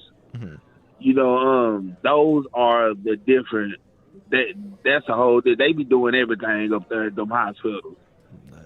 An RN or a doctor, a tech, I don't care what you is. They come to me, that's a no-go. I'm smashing and passing. I mean, I've heard, that's why they make all those dramas about hospitals, That's why it's like Grey's Anatomy is a show that's been going for 20 seasons. Because it's because it's real life. It's not even scripted. It's real life. Exactly. Okay. I gotta cut you off. I had 3 other people call in. I appreciate your input though. Honesty, that's a really good point. That's a really good point. I can't comment on the race stuff. Obviously, my complexion forbids me. So I won't say anything about certain demographics and their dating styles. Why? 'Cause I'll leave that to you. For the protection. I can't say anything. I can't say anything on public record. I've got nothing to say. As far as anybody is concerned, I have no opinion. Leave it to the caller. He can say everything he wants. But anybody in the chat or anybody that has dated outside of their race, they know that there's a demographic there. They know that there's a difference. You know, like you can y'all can go Google it right now, and I'm really not trying to be funny. The net worth between 4 different races between the ages of 18 and 40. And y'all will see what I'm talking about. Straight up. You guys can listen to him. You know, you can go look that up. I won't condone it. Again, I'm too pink, I think, to have any kind of comment on this situation. Hey, I'm a little get too mad at pink. me. You can do that. You sound like I can, but they get mad at me and cuss me out. Fuck you. Boy, that's stupid. You against I'm not against my people at all. I'm not against nobody. But I witnessed it. I witnessed it. I've dated over 200 different women, you know, in my lifetime. Like, since I was about 14, 15 years old, I was dating up. I was dating older, you know, so I've seen it, you know, like, and it's true. It's true. That's true. Hey, you know, take it from this guy, guys. I've only dated maybe 4. I haven't dated 200. I'll trust the centurion over here. This guy's got 200 women he's dated. But I do got to let you go. I do appreciate your call, though. That's a good point. The honesty thing is big, especially in this day and age. That's a big thing. I've at least seen it. You know, it's huge. It's honestly, I think a lot of people these days, and this isn't just exclusive to women, I think a lot of people these days are just kind of selfish. Exactly. That's the word. Yeah, it's just selfish. Yeah. But I totally agree with you. There are good women out there, though. I think you got to keep looking. I don't know where you're looking. If you found 200 women and none of them man, I've been everywhere. I've been to church. Like I said, I've been to the medical field. I've been to church. I've been to social gatherings. I've been to strange places that I don't know nobody. I went to rave concerts and pool people. You know, one of the worst concerts was a Tech 9 concert. and they were doing all type of stuff at that Tech 9 concert, so it was easy to walk away with a chick. You know, and it's just weird. They're just weird. Yeah. I either get an alcoholic, I either get a drug addict, and, you know, they say weed ain't drugs, but, you know, depending on how I make you act, that's how I look at it. Yeah. Yeah, you know, I done had pill poppers. You know, like I've had straight and narrows where they supposed to be straight and narrows. You know, I done had all types, closet freaks, everything, and it's just like, you know, if I find something, you got one time with me, and that's a wrap. You know, like, so after that one time, I'm not hearing nothing else. When that one red flag, that's what's wrong with people. They let all of these 3 or 4, 5, 6 red flags go up, and then they can't get nowhere. That's why I've been through so many women, because I drop one and then I go to the next, and I keep on going. Find that one. That's what you gotta. Hey, sometimes it's what you gotta do. It's just the way it is. I ain't sleeping with them all, so don't get that confused in the chat. All right, hey, say what you want, man. Say what you want. I ain't sleeping with them. Hell no. Hell no. It's too many. I know y'all done heard about Houston. Boy, it's too much going around right now. Yeah, you might want to keep yourself safe in a situation like that. But okay. I do gotta let you go. This has been a 15-minute call, but I appreciate you calling in. All right then, bro. You have a good rest of your night, man. Thanks for calling in. You welcome. Thank you. Have a good one. Bye. I always appreciate when that guy calls in. He called in last week as well. Man, you guys are leaving voicemails like nobody's business. Yeah, I see that you've called in. I understand that. I had somebody else call in who I want to call back. But I'll accept this call first because this person's also been trying. Okay. Chat with Chaney, you're on the air. Yeah, with Chaney, I'm on the air. How you doing, Chaney? How's your day? How's it going? What's You the are news? on the What's air. latest? You know how it is. You know exactly how it is. You've been watching the stream. I was late to the stream. My burrito's sitting here cold. I only got to take one bite out of it. I told you. You should have given us the recipe. I'll follow your Patreon. I'll give you, what, like $3 or something a month or what? For the recipe? For this recipe? burrito? Yeah. No, it's not that good. You got to capitalize on this. How are you going to get past 10K subs? On this? I mean, you already I am past 10K How are we going to subs. get past 15? I'm Congratulations on it, by the way. I appreciate that. I am happy about that. It's Congratulations. first time I've ever gotten any account following even close to that size. So I am proud about that. Hopefully my goal is I want to take these streams, and if I get enough good clips, I want to mash them into videos and then post those as like a super cut of the best ones. And hopefully if I can... Yeah, you got some good clips there. You had somebody fuck his uncle's girlfriend. You had somebody... somebody, what? He lost his PC because his fucking grandma sold it for crack. That was a lie. That story was not true. It's got to go up there. Come on. That's true. It's not true. But fuck it. Edit in anything. Anyway, you know what I mean? Who knows, man? You got a clip farm, Chaney. We got to get you up there. Clip farm. I got to make some, I got to get a CapCut subscription or something. I got to get it down. But hey. That's what I'm saying. Hey, I told you could pirate it. Anyways. What do you want in a woman? I got a double whammy for you. All right?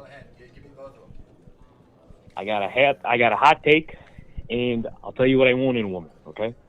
Which one comes first? A lot of guys, you ask any degenerate this on the street, they're going to say a lot of bullshit. They're going to say, oh, I want a woman who cooks. I want a woman who listens. I want a woman who's honest. It's bullshit. Every guy wants a woman that can fuck him up. Let's be so fucking for real. What is this? What is this? What is this, a comedy show? It's a chat show. We're being real here, all right? Every guy wants somebody to get, to fuck him up. I'm sorry. I might be speaking for myself here. Maybe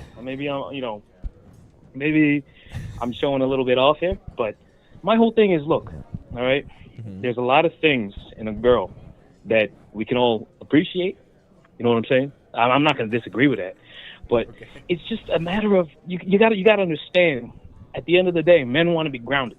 You know what I mean? We want to be grounded more than women do. All right? Women want to be free. Men want to be grounded. You know what I mean? Mm-hmm. I don't know. There's a lot of things that happened to me in the past 2 years that I've been single where, I don't know, something just helped me discover this. Because I'll be honest with you, when I was born, I wanted a woman who was, whatever. I didn't really have a type. But then I spoke to some ladies. I don't. Let me tell you something, Chaney. It just changed me. First thing I look for in a girl is the voice. Okay. I don't think a lot of guys say it. It's very unappreciative. Everybody's like ass, tits, you know what I'm saying? Hair, face. They don't say voice. Nobody says voice. Nobody appreciates voice in a woman. You know what I'm saying? Okay. Fuck off, Like there was a girl who she just yelled at me. You know what I mean? And it just froze me solid to the core. I'm telling you, it's just some type of shit that just, you act like a fool around a girl. She tells you, shut the fuck up and sit down, look me in the eye. You can't. What are you supposed to do? Mm-hmm. Yeah, I just, oh my God, it makes my head hurt just thinking about it. There's this one girl, another one, she just sounded like this businesswoman kind of girl. And I don't know. You can't replicate it, right? It's just one of those things. Mm-hmm. At the end of the day, every guy who says they want something in a woman, they gotta understand they're not gonna get that thing from a woman. Mm-hmm. It's like having some sort of shit in an arcade, right? It's like you're gonna go for that fucking like shoot a tower of bottles. You're not gonna get the PS5 from that. You know what I'm saying? Okay. But you want it. That's what you play for. But at the end of the day, we all know, and a lot of the guys who've called in already, they've already admitted they settled. And I think that's the harsh truth about it. Men don't want anything in a woman like, extravagant. They just want somebody that's worth settling for, And to me, it's a woman who can fucking yell at me, I don't know. Maybe most men wouldn't agree. I don't know, Chaney. What do you want in a woman, huh? That's a good point. That's a great point. People in the chat, I think, are misunderstanding what you mean. Some people seem to think you mean like you like being beaten up and that you like being dominated. That appears to be. Don't we all? I don't know. Don't we all? Let me, a bunch of assholes in chat lying their ass off. Let me put a poll up here. Do y'all want to be dom? Is that low it. We'll see. We'll see They what the just chat don't has know. to say They about just don't that. I mean, I can understand kind of what you're saying here. I think that maybe it's an interpretation. Let me think about it for a second. Because I'm thinking in my You head. gotta choose your words wisely. You never know. I You mean, never in know the who's sense, clipping. like, who's clipping? Yeah, who knows? This guy likes the Doms. Is this a safe space? I mean, sure. This could be a safe space. I don't care. I mean, I'm not It's going a to sue safe you. space. It's a safe space. It's a as safe fuck. enough space. Who cares? If you're saying a slur, I probably can't let you do that. I mean, that if it messes with my income, then it's a problem. That's where the line is that's for something me. you should clip, Chaney. You should clip the guy that said the slur. Yeah, that's my line. If somebody, if you mess with how much money I can make in a certain setting, that's a problem. That's where my Never touch the morality money. begins and ends. What I'm trying to say, Never touch the money. I think that what you like about a woman who yells at you is the perception that you believe because she's yelling and being angry, she's being honest. I think at the end of the day, that's all that is. And like you also probably appreciate the fact that she's maybe like being like she's telling you how to live. In a certain sense, it's like I can find it very annoying when people aren't straight up with me and won't tell me what they want. I know that this is a common like joke. It's a joke as old as time where guys are like, oh, women can't decide where to eat. Women can't decide on this and this and that. The appealing aspect of a woman who's yelling at you is the fact that If she she's knows what telling you you how want. she feels. She's being She's upfront not with giving you you and no she's being bullshit honest. side-eye. You know what I'm saying? You don't So gotta, exactly, you that's- don't gotta that's- read into the lines. So it Yeah. sounds like you like the honesty. It's not about the yelling as much as what the yelling means. You No, but like the that a yelling woman the is. amplification to it. It's like a burrito without spice. You know, the burrito is the structure. You know what I mean? It's the structure. The tortilla is the structure about it. You know, everybody needs a girl. Uh-oh. Everybody needs a girl. Everybody to needs yell a at guy. Yeah, okay. Uh-oh. Uh-oh. Uh-oh. Well, every guy needs a girl that can yell at him, all right? But the reason why the yelling is important, sorry, every guy needs a girl that's honest. Yes, true, sure, whatever. But the way they should convey that honesty is through yelling. I don't care. How else am I gonna get to the point? You know what I mean? I'm not gonna think she's fucking, telling me honestly. She's like, baby, I don't really like the way that you take your time on the video game. No, if the bitch is gonna talk to me like that, forget about it. I'm not gonna call her the B word if she's yelling at me. Oh yes, ma'am. I'm sorry. Let me turn off the game. Would you like a chance? That's what I'm saying. Right. I'll turn off the accent, dude. I'll talk light for her. Who knows, man? That hurts the book. I know what you're saying. I see what you're saying. Maybe you were just born in like a war zone of a home. Where I'm from the Philippines. I'm from the Philippines. Maybe that's what it is. You got me. You appreciate the fighting. The fight. I can't blame you. Here's the thing. I sort of agree. And I think it might be because media has romanticized it a little bit. But kind of like the tough love, like fighting, sort of like arguing, I kind of am okay with that. I'm kind of okay. It kind of makes me feel like I'm dealing with the real person sometimes. And that's what I'm saying. When I'm yelling with my partner. I'm not like yelling and being rude. It's not like yelling, rude, berating conversation. It's just like passionate.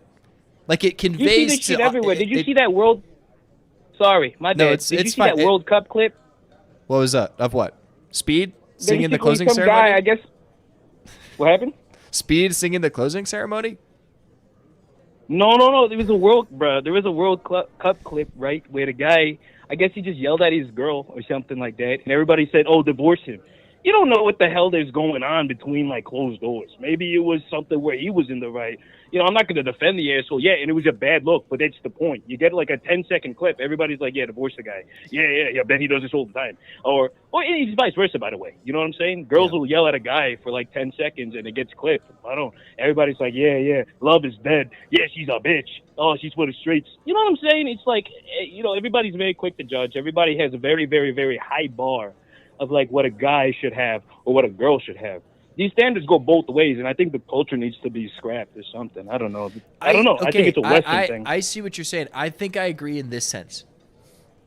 I am safe enough and comfortable enough with who I am that if I have a girlfriend who is yelling at me, and being maybe a little bit rude to me, I know myself well enough that I'm not going to like hide and be uncomfortable with that. If I am there being yelled at, I want to be there. Like I would have made that choice, dates and dates ago. If I'm getting yelled at by a woman that I'm on a date with, if it's the first date and I don't like that, there's not going to be a second date. But if I'm like in a committed relationship with someone who's yelling at me all the time, it's like I kind of like, maybe I'm okay with that. I don't like being in a relationship where I am yelling at somebody else often. I don't like doing that. No, absolutely not. I like it. But the other way around, it's okay. Because I kind of like it saying? when I see what you're saying now. It's kind of in. Yeah, I'm not talking specific. Chinese over here. He's Everybody's not speaking in Chinese. like, what the hell's he talking about? I mean, I see what he's saying. I see what he's saying. By the way, you're not men talking always about. have to be the guy that's got to put our foot down. Why is that got to be on us? You're not thinking about. Yeah, you're not talking about verbal abuse. You're not talking about a relationship where you're both like yelling at each other. Firmly. You're talking about a girlfriend who's gonna kind of like whip you a little bit. Be like, yeah, that's what I'm saying. Okay, so maybe it's like a mom thing then. Maybe that's it. Yeah, I got mommy issues, I guess. Maybe I got to talk to a therapist about that. Maybe that's what this is about, you know? Maybe that's what you are to me, Chaney. Okay, well, there you go. You're welcome. I could be your... No, Thank I'm you. not even going to say that. I can't be your Bob. You got to find somebody else to do that. You could pay an expensive... I don't know. Pay a... What do they call them? Escorts. Like $600 an hour for the mommy experience. This person says, I think the opposite is true. No one should ever feel like they're settling, and modern dating is broken because everyone has their standards raised above their own market value. Yeah, that's right. I was going to say that. That was going to be like the ultimate thing. It was just like, at the end of the day, anybody who has a type or has like some sort of like, oh yeah, she or he has to have this or that. Like at the end of the day, like 9 times out of 10, that person doesn't have that quality.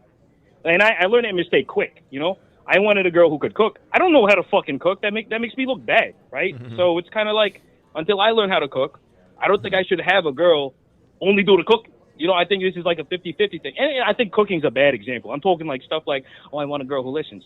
If I know as a guy that I suck at listening, I get easily distracted, I don't know, better example. You know what I'm saying? Like, I don't think that's fair. But that's what I'm saying. Like everybody who's gonna come up with, they're inadvertently showing like they're throwing stones from a glass tower. You know what I mean? Like yes, that's a really good point. I agree with this take where he says the standards are raised above their own market value. I think that it would be settling in the eyes of people who spend too much time on dating apps or on their phone, but to normal people, it's an acceptable, like, beautiful relationship. Like, they're not settling for a woman who they love, but isn't, like, the hottest person in the world. You know what I mean? It's like, that's not settling. What I'm saying, yeah. Like, people will put it in this optic as if, I don't know. We have this weird sort of warped perspective on what dating is. Like it's some kind of an exchange where you get something. Like, the relationship where you get the most is the one where you win at dating. Like, no, it's this weird sort of fluid, emotional it's a human commitment. thing. Yeah. You know, it's an investment. Yes. It's an investment. It's a commitment. You know I think the reason why I get very, I guess, how do I say, what's the word, insightful about this whole thing is because, you know, I've been single for a long time and I meet a lot of people, both ladies and I guess like men who are also like, you know, venting about it. You know, they'll be like, oh yeah, you know, I wanna, you know, I want a guy who can do this. I want a guy who can do that, a girl who can do this, a girl who can do that. Mm-hmm. And then you realize it's kind of like a crutch for them. You know, it's like they're like you know, they want that because they don't want to do it. You know? I don't know. Mm. So I was expecting to see a lot of that when people called in. I'd be like, oh, this guy's definitely projecting something. Because it's like what you got. It's Whenever always, this question is asked. It's a loaded question, sort of. You know, I mean, that's always kind fun of by to hear design. it, you know? Yeah, like I'm always interested to hear what people say. They feeling like settling is really sad. That's a good point. It's like it's the perception of it being a settlement that makes it wrong. This person says 100% agree with this guy. That's a terrifying thought. Yeah, I think the idea of settling is poison. That should not be an idea in your head. If you find someone who loves you and you're best, grateful, and lucky. Okay, well, this guy already said what I said like 6 minutes ago. Okay, sorry about that. I should have just said that. Yeah, no. Hang out with Chaney. Yeah, I'm sorry, I'm not going to pronounce that. But thank you for saying that. That guy was kind of onto something that I was not, maybe like 6 minutes ago. If you're yelling, why not introduce a good beating to get your point across? All right, Discord creator. I don't think that's what he was saying. I don't want to be dubbed. Can you ask the caller if what he thinks about the Tom Segura divorce situation, if he's heard about it? Have you heard about that? What the hell is that? You don't know who Tom Segura? Oh, well, he's like a... I don't know people by names. He's Maybe a comedian. Like, he's like a comedian. He's the bald one. He has a gray and black beard. He does a podcast with his wife. They got divorced very recently. Okay, what happened? Did he cheat? Okay, he's only if you knew about it. That's the problem. They always have these scandals about somebody's cheating, and all of that. It's the problem. Like, the problem is I know all it was a these joke. guys, Discord they creator, have right? these guys have these, like, what do you call it? Like, some sort of, like, the problem with, like, man, this is going to take a while. But you have those people, like families, right? You remember Shaytards? I don't even know if that's ball knowledge. Any family kind of, like, oriented social media account is so, like... Oh, well, that's you know a separate thing. So I agree with you. I actually made a video on this Yeah. years ago that's not on the channel anymore, unless you want to pay for it through the Patreon. Unlisted. Pay for the Patreon. It's unlisted right now. You have to go pay for the Patreon to watch it if you want to. I used to do commentary videos. No, yeah, I think what he's talking about, like, this is a comedian who does, like, comedy stuff. He's not like a family channel or anything like that. But I agree with you as well. Okay. Like, that's just like a recipe for disaster. It's not even. I don't know who watches that stuff. Yeah. I think this guy knows what's up low key. Love isn't ROI. This guy says a simple hi to a girl's DM can be a free ticket to get exposed on her stories. Like, OMG, look at this creep, followers, go get him. I mean, I guess so. I think that's a little bit of a. Yeah, yeah. That's like. He's right. Like, maybe. I don't think it's that bad. I've never once in my life experienced a situation in my personal life, in high school, college, or anywhere. Then again, yeah. You've Take seen it with it? a grain of salt. I'm not a guy who's going to go through somebody's socials to talk to him, you know? Okay, yeah. It's just something I wouldn't do, personally. Have you ever seen IRL, just naturally in the wild, someone getting blasted on someone's story for trying to hit on them on social media? In real life? Yes. No. Yeah, it doesn't happen. I mean, it But happens that's the in a thing. micro That's the thing. scale. It happens in secret. You know I'm what sure saying? I said things in high school that were embarrassing that girls shared in group chats, but like they were embarrassing. Like I was being a chud in high school. I mean, like of I course, probably should you have gotta been in a understand- girls group chat. You gotta understand, this stuff isn't happening in public either. Like a lot of these, I guess, like people, a lot of people are very afraid of confrontation. I know I am, right? So it's kind of just like what they're gonna do is they're gonna act like they're recording themselves when really they're recording the guy, or they'll be like 5 miles away recording the guy, or just saying the story wrong or something like afterwards with like 2 photos. Like that's the thing, you know? Like, Yeah, these guys it's part of the zeitgeist. It's not gonna be on blast. It's a risk. It's a risk anytime you take it, you know. Looks like we got a couple of people in the chat. I mean, like, this is always a risk in anything you do, which includes dating and being open with others. That's kind of my point. It's like, if you're going to get embarrassed by somebody, that's their problem. Like, if all you were doing was being genuine and asking someone out, and if they want to put you on blast, like, that's more of a reflection of them than it is of you. No, yeah, and that's a good thing if that happens, Yeah, I guess, it's right? a good thing. You don't want to be with a person like that. Yeah, exactly. If you hit on someone and they feel so petty that they're going to put you on blast for just trying to reach out to them, like, then they're the problem. And thank goodness they did that, because they self-excluded themselves. Like, I would not be hurt by that. I'm like, oh no, this wonderful woman is making fun of me online. I can't believe it. I missed out. My wife was right in front of me. But no. Family centers are fucked. It was this is Tom Segura is a talentless hack. Don't talk to ladies initially through socials, and then a lady agreed. I accidentally drunkenly hit on a girl on Facebook who ended up being my boss's fiance. We ultimately laughed about it. That is funny. That is funny. Yeah, that's a good story. Yeah, that's a great story. Yeah, I mean, that's the thing is, like, if someone hits your line after getting freaked out on socials, you're probably going to get blasted. Like, if you're just trying to initiate a conversation with somebody, people aren't generally going to be weird about it. Yeah, you know, people today act like dating is like high school, even in their 20s and 30s. That's actually true. And I think I think there's I'm not disagreeing with Wild Duck. I do agree with what's he called? I don't know. I think there's more nuance to it. There's 2 sides to every story. Like, as a lady, I'm sure the ratio of being hit up is like much more insane than men are, right? So it's kind of like if you have a bunch of creeps in your DMs and you post about it, like they would I wouldn't say rationalize it, but they would explain it, right? There's a difference between explaining and rationalizing that kind of thing. I don't know. I agree. I think yeah, it's different. It's different for a woman. I can't really speak on that. I've never actually been. Yeah. I mean, I've had like 2, maybe 1 time in my life where somebody's hit on me. You know, I think that's a pretty standard male thing. But it's I think twice mine, but I don't know. Then again, it's times 0, so it's just, you never know. I mean, it's always like it's like once in like your entire lifetime. Women, it's like you have to think they're probably getting hit on a regular basis. I mean, I've had girlfriends. My current girlfriend, I mean, like she talks about how she's hit on like at least like 2 or 3 times a week, and that's not forget about it. No, yeah. And I mean, like obviously, I mean, I've even had female friends who are the same way. Where like it's just so casual for them. It's like it's ordinary. Where they'll just I think get hit all on men all can the time. agree, and I'm saying this as a man. All men can agree that the ladies have the buying power these days. It's just the truth. You know what I'm saying? They get to choose who. You know, they're like the jobs that we're applying to, right? Like that's what Indeed is. And LinkedIn. I don't necessarily have a problem with that because I think some women will self-eliminate themselves by having this antisocial behavior. So it leaves like all the ones who are ordinary and like are worth your time, who aren't going to put you on blast on social media or post some weird like monologue on TikTok where they're complaining about the dating scenes. It's pretty nuanced, yeah. Like that's a good thing. It's a good thing that there's women out there kind of self-eliminating. Like I don't see it as like, oh no, it's like, well, that's like, all right, go do that. Because I've met enough women in my time who are normal, like healthy individuals who just want to have good relationships with people. That's a good thing. Yeah, 1,000,000%. Yeah, no, I'm with you on that. Yeah, I actually never thought about it like that. Yeah, I'm sure it's fatiguing as a lady. Like imagine that. I think all women guys are you good don't give a shit about. Or you know, it's all guys that you don't give a shit about or just very unattracted by. Like eventually, like what?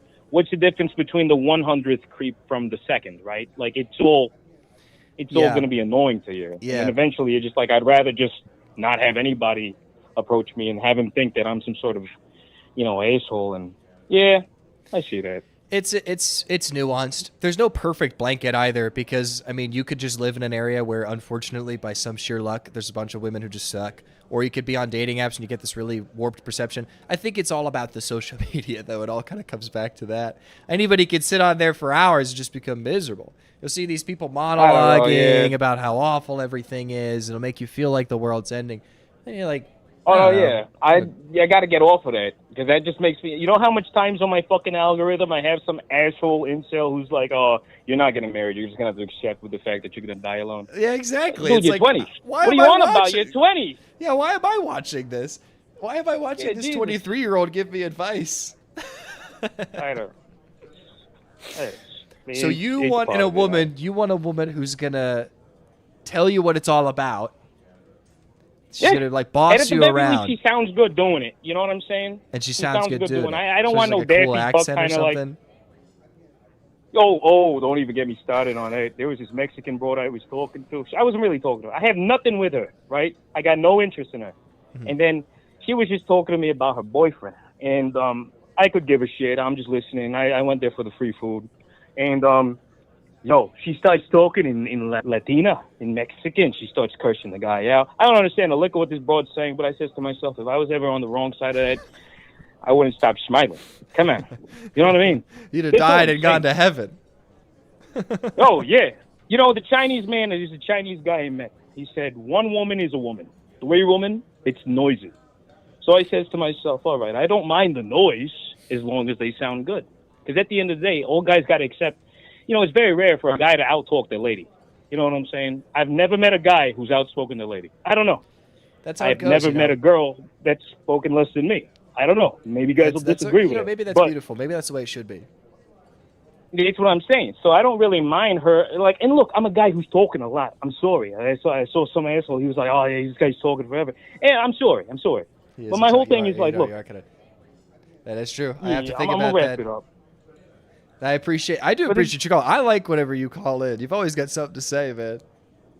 Thank you. I appreciate it. I'm just saying that the whole point is that, you know, if you're gonna yap a lot, sound good doing it. I got no issue. That's all I got. Women have chud fatigue. Chaney, let me get off the air. I appreciate your call, man. I appreciate your call. I'm gonna call. I'm gonna get some more callers in here. We got 15 minutes. We're gonna go to 11:30. God bless you, and stay off them cigarettes, champ. It's hard to quit. I know I've been there before. Hey, you're the bomb. Don't listen to the people in the chat. Gavin Townley likes you, man. You're the bomb. Don't listen to him. Take it easy. Yeah, you have a good night, man. I like that guy. I don't know why you guys don't like him. I think he's great. I mean, I don't think people... I think people like him. I think people like him. My ex-girlfriend is on LinkedIn, unattached method. That's true. If I see one more, I'm 26 and I have no friends monologue. Like, dude, I know it's hard, but this is ridiculous. That's a really good point. That's actually an excellent point. I see way too many of those videos, man. It's ridiculous. It's like... it's like we're having a chut-off. It's like we're having a competition where, like, who could race to the bottom faster? Who's the biggest loser? You know what I mean? Like, why is that the competition we're having here? The hard thing that I've encountered as a lady dating is that everyone wants to have, like, a cell phone-ass relationship, and maybe it's just, like, finding the wrong guys and gals constantly, but it's, like, all just DMs. That might be an age thing. Because I know you're 18 because you've called in before. I recognize this chatter. That's probably just an age thing. I think guys who are teenagers are just cowards.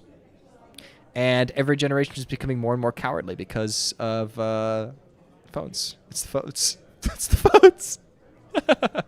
Guys are cowards. I was a coward when I was cowards years. Let me think. I was coward from years 0 up until 19. I was a coward from 0 to 19.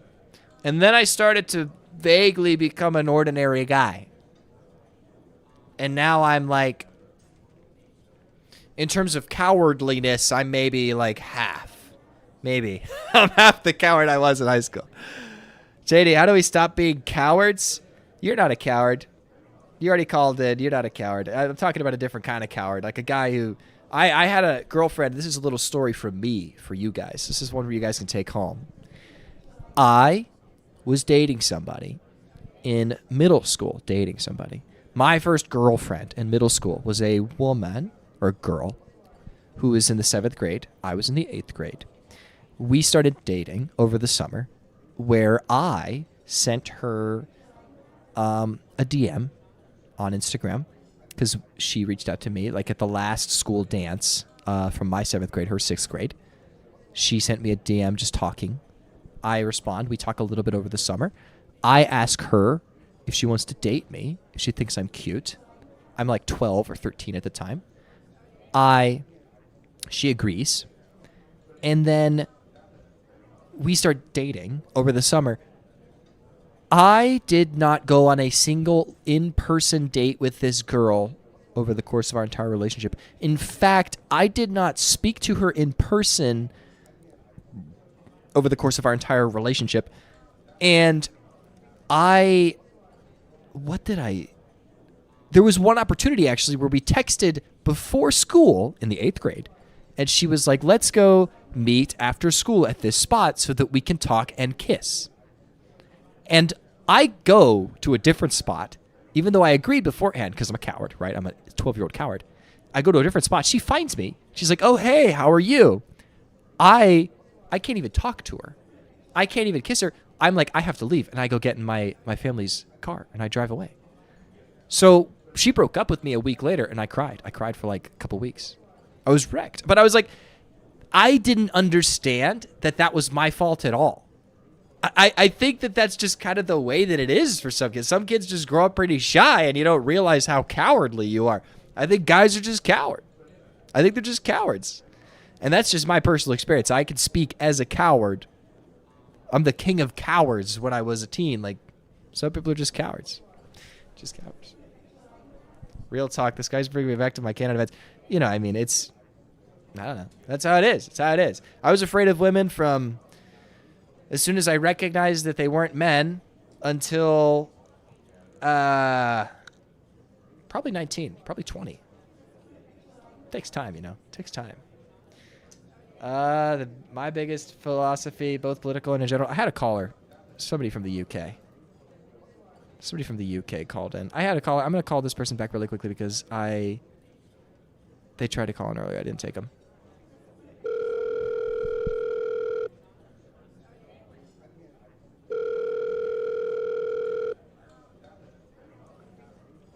Bro, why are you calling me back? Wait, I might have called the wrong person. Yeah, you called me the wrong. You called the wrong one, dude. I've already been on here. Yeah, you're all right. No big deal. Hey, have a good one. I'm in the chat, dude. I see the chat. I'm sorry. I'll call a different guy. Sorry about that. Got the wrong guy. Called the wrong guy. I meant to call somebody else. This is the person I meant to call.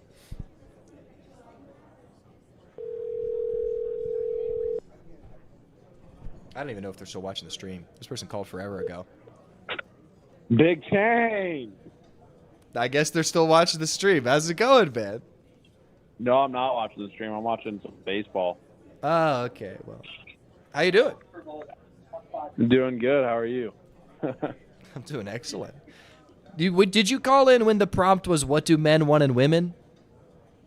Yeah. What's your answer? What are you looking for? What every man's looking for. Slick Latina with a nice set of tits. Is that easy? That's all it takes? That's all you want? All I've been getting is philosophical answers. People are saying stuff like, I want someone who's honest. I want someone who's going to, boss me around, tell me how to live life. And you just want a slim, thick Latina with a nice set of tits. That's what you gave me? No, that's not my real answer. Oh, okay. Right. That's not your real answer. So what do men look for in women? What do you want? I'm not asking like what do I yes, want? as a guy, what are you looking for? Because I'm like, I'm not looking for a general answer. I'm looking for you specifically. We're doing some research, I guess. Yeah. Looking for a girl you can feel like your honest self with. Obviously, that's a good place to start. One where you're both attracted to each other. Obviously. I think encouraging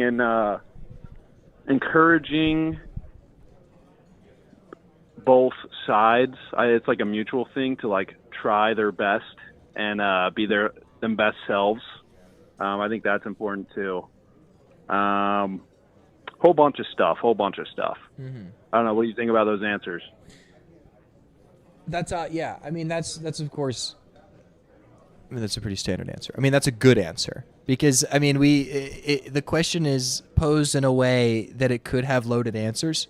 That's kind of by design. I've had certain people say some certain things that you can come to expect when it comes to dating discourse online, but. Yeah. That's what's most important, I think, is a place where you feel you can be your most authentic and a place where you feel a person is pushing you to be your best self.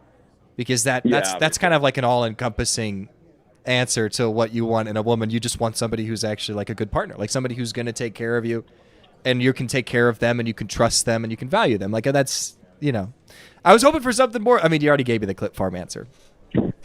You already gave me the clip farm answer. I was listening here and I was hearing some nonsense. So I'm like, I'll figure out call in. I appreciate that. Well, what was the nonsense you were hearing? Who do you disagree with? Just like a lot of like, well, one guy was like, oh, I need a woman who's going to yell at me. And then you said, oh, you need a mom or some shit. I'm like, yeah, that's, but I don't know, just like, yeah, like going and paying for, I liked what that black guy was saying about like, he doesn't like saying he's dating women because then they expect him to pay for shit and all that shit. That's a good way. I never heard that take, but I like that. I see what I see what he means, but I think it's like a specific kind of person might view it that way.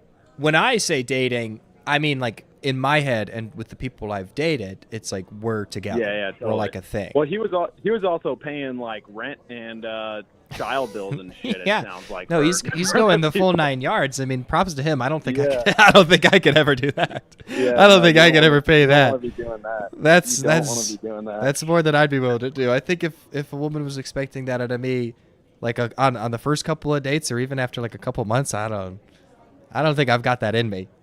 Well, financially, first of all, but second of all, just that's just like kind of disrespectful. Okay, wait. Well, Chaney, we're gonna get you right financially, and I'm gonna give you 4 simple steps that you're gonna do right now live on stream. Okay. Are you ready for that? I'm so ready. Please guide me. So, do you have the app Robinhood on your phone?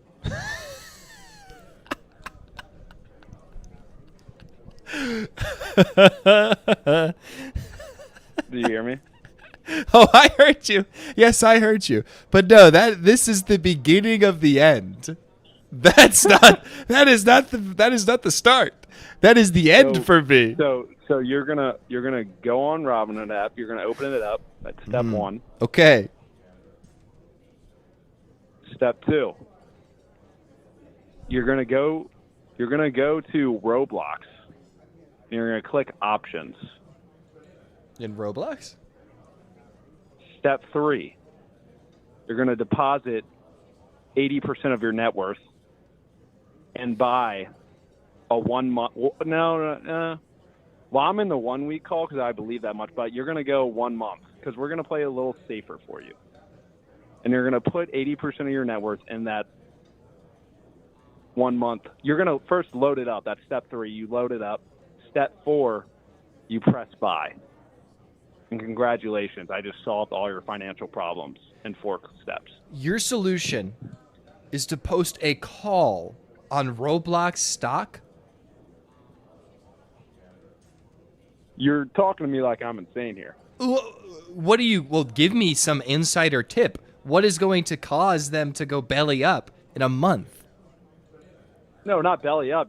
Well, belly up implies negative financials. We're saying they're going to do good. Oh, okay. I couldn't tell. I couldn't remember if it was a put or a call. I was mixing those two terms. No. Okay. But you think it's good? Why would they do better? What about it is going to be better? You're right. You're calling my bluff. This is a complete joke. Do not do that. But now that you have Robinhood open, I want you to buy cryptocurrency, and it's going to be Ethereum. You're going to buy... You know, and I don't know if I could trust you. I don't know. You pulled my leg. You pulled my fucking leg. That's what every great magician does, right? They pull your leg? Can pull. Yes, magicians can pull legs and also make thousands of dollars appear from thin air.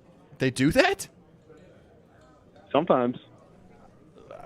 You got to introduce me to some of the magicians you know, man. I don't know any that are making money happen. I got to get some. What? Okay, I'll stop talking in code here. Okay, Robinhood, you need to buy Ethereum. You're going to download Robinhood Wallet. You're going to send Ethereum to Robinhood Wallet. You're going to start buying these meme coins. I'm going to list a few to name some just so you have a few. Now, here's the thing with meme coins. It's just like stocks. You don't want to go all in on just one or two because that's retard shit. You want to have a whole basket You want to have a whole basket, obviously, because one can go down 80% and now you're screwed. All right? The thing about... This all sounds kind of risky. Why don't I just bet on the game you're watching right now? What game? That would be more logical. You're watching baseball. No, I'm not watching it anymore. Now I'm away. We don't sports gamble. That's goy shit. It's goy shit. What game are you watching? Who are you watching play? It was the Cardinals and whoever. I'm not even watching anymore. I walked in there and I saw the TV. Do you want to get rich or not, Chaney? I don't know if I want to get rich this way. I don't know if I trust you. Though I could tell you this. Here's some financial advice for you. Let's hear it. Go to patreon.com/Chaney or Chabey with a B. CHABEY. Okay, let me know when you're there. Yep. Okay, once you're at patreon.com/Chabey with a B, you're going to go to the highest tier of membership, which is called, I don't know why you do this tier. That's about $40 a month. Are you still with me? Yep. So the ROI on this is actually unimaginable. Unimaginable. You know, financial analyst friends of mine have analyzed this specific, this call. See, this is a call. You're investing on a monthly basis. Actually, I'm not sure what the return on income is there, but it's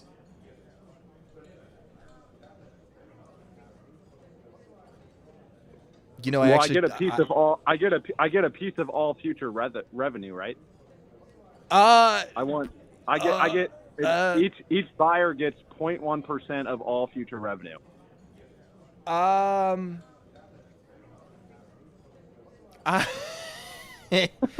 I don't know about we'll have to DM me after the stream. We'll talk about that. Yeah, we'll talk about that in the after the Okay, stream. hold on. Let me since you might not be interested in meme coins, let me give it to the people who are curious and do want to make money. All Okay, right. wait. Before you give your unsolicited advice, let's ask the poll. You have to ask what? Guys interested Yeah. in his meme coin advice? See what they say. I gotta ask them first. They're all talking about the World Cup right now. Wall Street bets. I'm glad Spain won. So glad Spain won. Yeah, Argentina's really something else, man. Let me see here. Talking about Bored Apes, NFTs. This guy says I'm good, bro. Okay, so 12 votes says 75% of people do not want to hear your meme coin advice. But some people do, though. What's 23% of 13? Like 3, and two of them were me on my separate account. Okay. Someone wants to. Germa fan wants to change his answer. That's my guy right there. Okay. All right. I think that the people have spoken. You're not getting your meme coin advice out there. I have one more person from Europe who called earlier, and I gotta call that guy back because he might be asleep All right right, now. man. But I appreciate All right, your call in, man. I'll call back again, and we'll see about the meme coin. If the We'll prompt see. is about meme coins, you're open. But I don't know if it's ever gonna be that. We'll see. Sounds good. All right. You have a great one. You have a good night, man. Give this guy his own stream about meme coins. I mean, if you guys want to watch that, let's get the Brit on the phone. Is our friend from the server? I think it probably is. I don't know. I'm not entirely certain. We're about to find out. I think he's probably called in before. I mean, he's the only person from the UK that I'm aware of who watches what I make. So we're going to call him back. Oh, maybe I can't make international calls. Oh, wait. Never mind. I'm making it.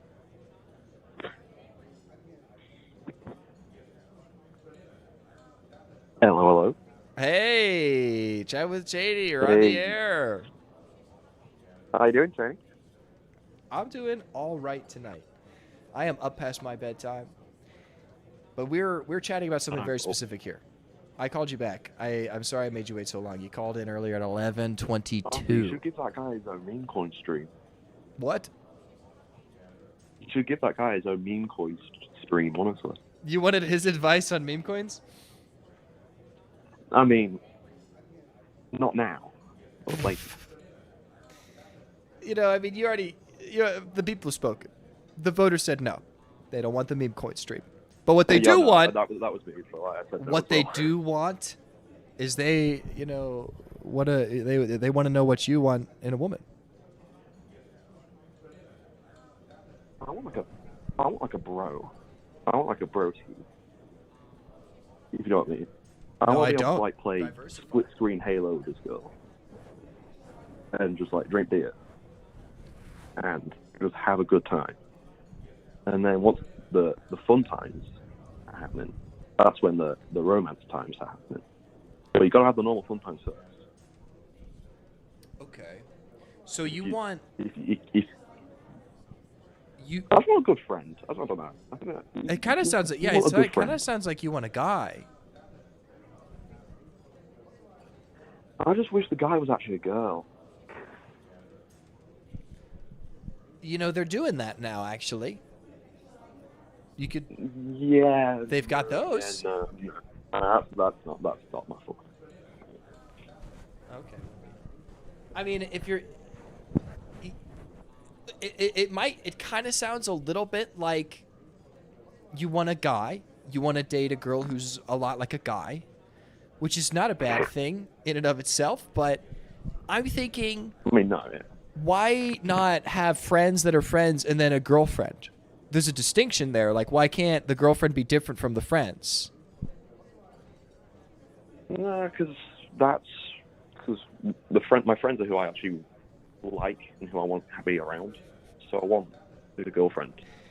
You don't... To be someone who I like and want to be around. Sure, fair enough. But does she have to be like a gamer? Like what is it that makes her like a mate? Oh no, I mean like specifically that. It's just about having fun, you know. If you're essentially you're gonna spend your entire life with this person, you want a good bit of longevity. You want to be able to have fun with them. Sure. How about that? What's your take on this? I feel like I might have agreed years ago. I personally feel like this is just me. I kind of like somebody who's not very similar to me. I look for somebody who doesn't have a lot of the same traits as I do or interests. I think I like being pushed outside of my comfort zone and forced to interact with people that are different from me. And I find people that are new and interesting, and typically, I mean, I feel like this is normal in most like attractions. I think people find attractive things that they don't have in themselves. I think that's pretty standard biology somehow. But I kind of look for that, and I think I like women who who I definitely perceive as better than me, not the same as me. Like I'm not looking for women who are like my friends. There's a reason I don't date my friends. I mean, they're good guys who I'll hang out with, but I wouldn't want to raise kids with them. You know, like I'm looking for a woman who's like better than I am. I want a woman who's going to do a better job at everything that I think I can do. I want her to be smarter than me. I want her to be, more attractive than me. I want her to be, more patient, more kind, and like generally speaking, I mean, like I've been pretty lucky in that regard. I think that's kind of asking slightly too much. You kind of want too much. Yeah, just a little bit. There's got to be that person. How low do you have to see yourself so you can easily settle with someone who you think is way better than you in absolutely every aspect? I don't mean absolutely every aspect. People are human, of course, but yeah. Generally speaking, there's plenty of people out there. It's not a lack of love for myself. It's recognition. I think it's humility more than anything. It's like recognizing that I'm not all that great and that there are people out there that are much more capable than I am. And when you meet somebody who's so profoundly more capable than you are and just like more patient and kind, and it's not because I'm not patient or kind at all. It's just that this person is noteworthy enough. It's like that's very attractive to me, that this person has a lot of things that I would, I'd love to have, if that makes sense. Yeah, it makes sense. I don't necessarily agree, but yeah, fair enough. I think I don't know. You say like people who are more the opposite to you. Frankly, I like people who are more like me. I like people that are like me enough. I just like to. I like I like a woman who's gonna change me, because I think I need to be changed. Not because I think I'm like super horrible and imperfect. I think that I just know that I'm not perfect, and I know that life is a lifelong journey of constant improvement, and like that's the whole gambit. So having somebody who can recognize my flaws and highlight them in like a healthy and invaluable way, I think is important. And I need somebody who's better than me to do that. Because if they're the same as me or worse, then like I don't. Like, am I listening to like it's like the blind leading the blind? You know what I'm saying? So, just out of curiosity, would you still spring for a woman who is thinking the same thing as you? So, would you go for a woman who thought, I want them to be better than me and to change me? So, I mean, change is in like the way that any relationship ever will change you. Like friends will change you, your family will change you, dating will change you. Like any decent dating relationship will change you, whether the person's trying to or not. I mean, in that sense, I'm not looking for someone to like, fix me. Change like positively. I meant like. Yeah, I mean, I would hope would you that then date someone who's looking to be uplifted. I would date somebody who's looking in the same mindset that I have it, not somebody who's looking to be fixed. I'm not looking to be fixed. I don't have a hole. Okay. Oh, no. Yeah. The whole fixing thing's the whole kind of worms. Yeah, no, that's not. I don't want to get into that. No, I'm not looking for a solution to my problems. I'm just looking for somebody who, I know to be great. and noteworthy. I'm not looking for someone who just, barely makes it across the finish line. Like, I know my own failings. I know my own weaknesses. I want to meet somebody who I can know their weaknesses, but recognize that they have strengths over me. You know what I mean? That's what it's admiring somebody. It's looking up to them. It's appreciating them. People are just saying it's Latina. That's what everyone in the chat is saying. They're just saying, describe me as Latina. You want someone who inspires you to be better, sort of, to yes, somebody who inspires me to be better. More than you are. Yes, not somebody who makes me better, but somebody who inspires me to. Because they are so great that I'm like, I want to do better for them and around them, not because of any deficit I feel, or just because it's so beautiful to see somebody who's so noteworthy. I'm like, I want to be as good as they are, if that makes any sense. Yeah. After all, apparently these things are. It's a two-way street, and you've always got to keep trying to meet each other in the middle. It's like that's what I've been told a good relationship's about. It's it's unrealistic to find someone who's gonna be better than you in every category, but yeah, but it's realistic enough to find someone who will always keep trying to meet you in the middle. Yeah. It's about an attitude. I think that's the biggest thing. I got a question. Yeah. Do you guys have many Latinas in the UK? Maybe in some places, but I live in like the least diverse area in the entire UK. I'm telling you. Where's that at? Can I ask? Like northeast, like where Lincolnshire is. Lincolnshire. Like the whole of Lincolnshire. It is 90% white people. I mean, we've also got quite a few Muslims and quite a lot of Poles. No one else. Hardly anyone else. It's a ceremonial county in England. Lincolnshire. What? Have you ever been to the Lincolnshire Wolds National Landscape? The nature preserve? Yep, that sort of area. Have you ever been to... A bit north of that, but like that. But you're more like Grimsby. Very, very, very, very white. Or Scunthorpe? No, not Scummy. Are any of these names ringing any bells? How about Brig? Have you ever been to Yes, they all ring bells. I'm not telling you my exact location, Jesus. No, I understand. I just find the naming conventions of England funny. I've looked at some of these names before. It's always like Thetford, Wisbeck, Kings Lynn, Wymondham, Norwich. It's just a lot. Norwich. It's just a lot of... There's a place called Goole. There's Goole, that is true. Not too far from me. You guys have got a lot of... You got like... Do you know anybody that lives out in the real boonies? Like, I'm thinking... Let me look vaguely close to where you are. Let's say, like... Let's just zoom in here.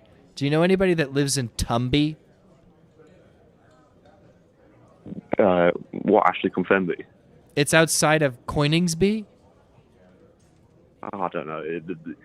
South of Horncastle. Wow, and Grimsby and everything like that. And then you go out into the Waltz, and there's loads of just little hamlets, and they're just like called the most wildest shit. Like Aldborough. Like 5 people in there. Yeah.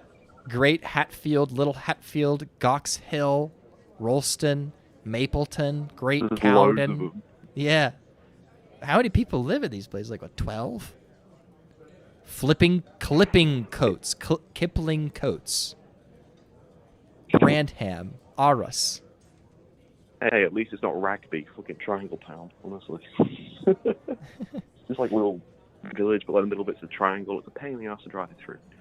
You always have to drive through it. Okay, let me see here. I'm close here. I'm close to closing up this stream here. I've absolutely gotten off topic. I just always, whenever I talk to people from Europe, I always want to ask them more about their country, because all I've ever known is America. And it's nice to hear the impressions that other people have of their countries and their situations. Yeah. Obviously, I'm not going to ask about the whole reform thing. I remember that as the Phantom Forces stream. Oh God, no. Not going to go back to that. Yeah, no, not getting into politics. Nathaniel Wheeler wants to know if you leave your house. Do you even leave your house? He honestly sounds like he barely knows his own country. What? I leave my house. Yeah, but you didn't know any of the places I named. You didn't know I know all the Hot places Ham. you named. You didn't know Southcliffe, Northcliffe, or Tollingham. What about Sandholm? Oh, I don't know all of them.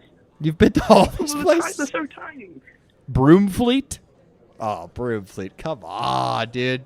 Who came up with these names? North Ferriby? Skeggy. Skeggy? Raywell? Little Wayton? Skibbity? This is Skidby. This is a place called Skidby. You're kidding me, dude. Who can... You guys are so funny, man. I can't believe you. No. Sorry. I'm dragging UK. I'm dragging the UK here. I'm sorry. Sorry. Making fun of you in front of a live audience. I know you're up late. It's like 4 in the morning where you're at, and I'm just out here dragging. You're getting dragged on a Cocky Americans live stream at 4 in the morning. You stayed up late for this, and I'm just dragging you. Before you, I've ever heard of a place called Charlotte. Who names a city after like the random girl in your secondary school class? Like, it's not a random girl. It was one of your queens, dude. That's what we named Charlotte after. Queen Charlotte. oh yeah. Oh, yeah? How do I know that? How do I know that? You're not a true Briton. You're not a true Briton. Oh, come on. Yeah. Oh, you're not a true English person. Name every queen, all 500 of them. Yeah. Right. That's crazy, man. That's crazy. Oh, man. I mean, I know Liz. I know Liz 1. And I know Vicky. And that's Liz all you really 1, need to know. Vicky, Charlotte, Mary. You guys didn't have as many queens. Mary's kind of cool, but like, Charlotte wasn't an actual reigning queen, so no one gives a shit about her. Come on. Oh, wow. Is that how that works? This is a form. Yeah, well, kind of. If you say so, man. I mean, as far as I'm concerned, you never even leave your house.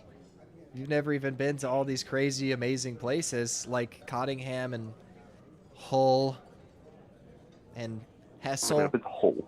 How about Barton upon Humber? Have you ever been to Barton upon Humber? There's a really cool burnt down abandoned hotel, like on the riverside, and then you can see the huge Humber Bridge from it. I've been there. Okay. How about Horkstow, Saxby All Saints, Bonby, Appleby, Dragonby, Warlaby? Any of the bees? You said Appleby. I mean, I've not been to a place called Appleby, but however, there is an Applebee's ice cream. It's best ice cream you get. Well, we've got Applebee's over here.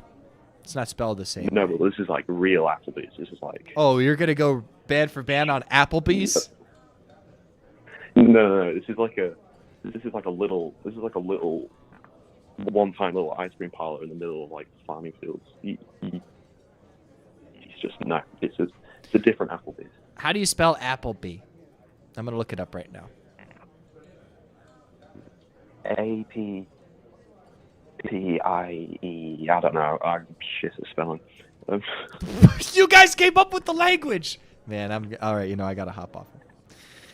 I gotta hop off it. All right. I came up with the language. I am very good at it. Yeah, you guys came up with it. You English guys came up with English, and you can't spell Appleby. I can't spell because I'm special. I can't say our word on stream. That would be me. Is it spelled Appleby, like Appleby? No, it's IE, Appleby. I think. Let me find it on maps, and I'll put it in the Discord. I'm looking right now. This is Appleby. Well, this looks like it. Appleby, BYS. Oh no, it's BYS. Yeah. The main road. Wow. There you go. See? Wow. I'm between schooling you about the UK. This guy doesn't even live here. He's never even been to Notting Hill. This guy's never been to Worthing. Come on, man. Dragon Ball. Shit, it's taken. That's good. Okay, yeah, I've got this pulled up here. This Appleby, I'm looking at it. I've got a picture of it. Let me show the audience here. Let me pull up the stream real quick. Let me see if I've got this here. Let me make sure I've got the. Okay. Yeah, Applebee's ice cream. Let me pull this up. Does everybody got this here? Can everybody see what we're looking at here? This is the situation we're dealing with. It's where you get the good ice cream, honestly. This is the situation that they're dealing with over in the UK right now. Do you people understand what life is like when this is what Applebee is to you? It hasn't changed in like 20 years. No, look at this. Look at this picture. Look at where this is. Like this looks like look opposite though. This looks like a liminal space. Look at this. Look opposite though. That on a little field. That's where you actually go to eat your ice cream. You got to cross that dangerous road. Over here? I'm so glad they reduced the speed This limit. little like there, yeah, they reduced the 40 mile per hour, 40 kilometer per hour. Forgive me. You just you go eat it by this brick wall. No, it is 40 miles an hour. It is 40 miles. Is an this hour. Hadrian's Wall right here? This one?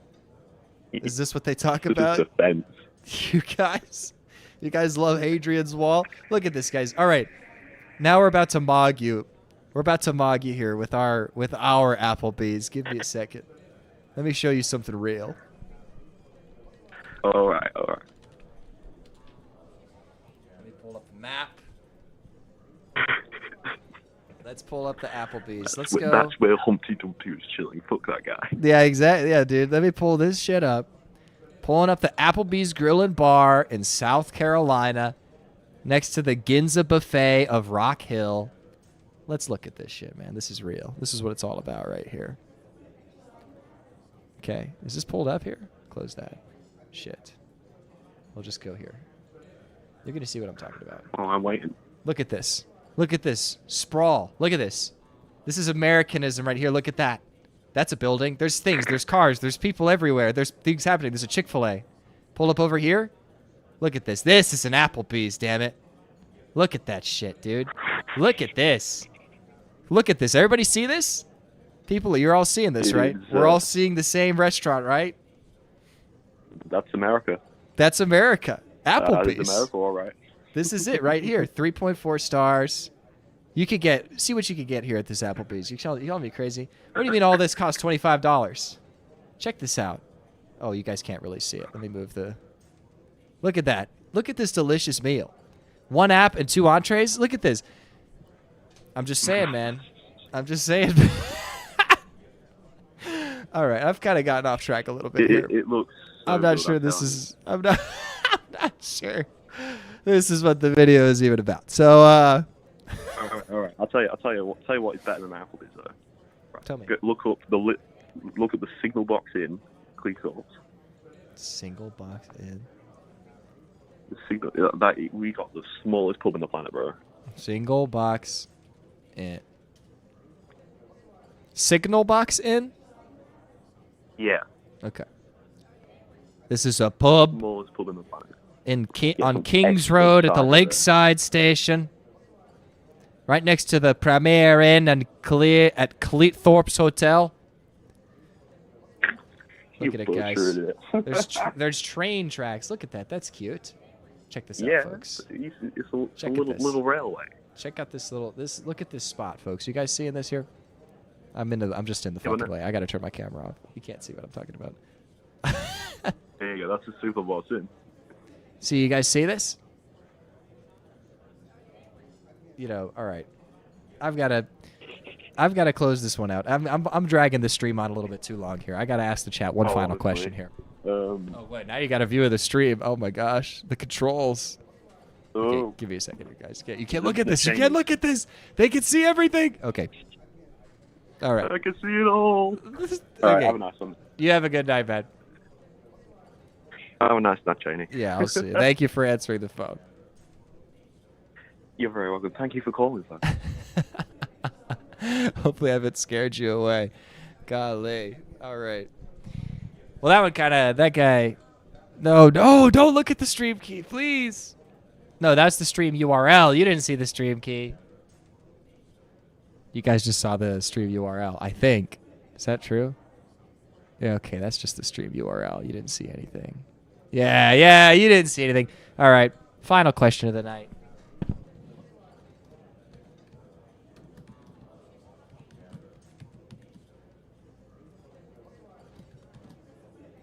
Okay. I gotta close the stream with a poll. I got to see what people have to say about this.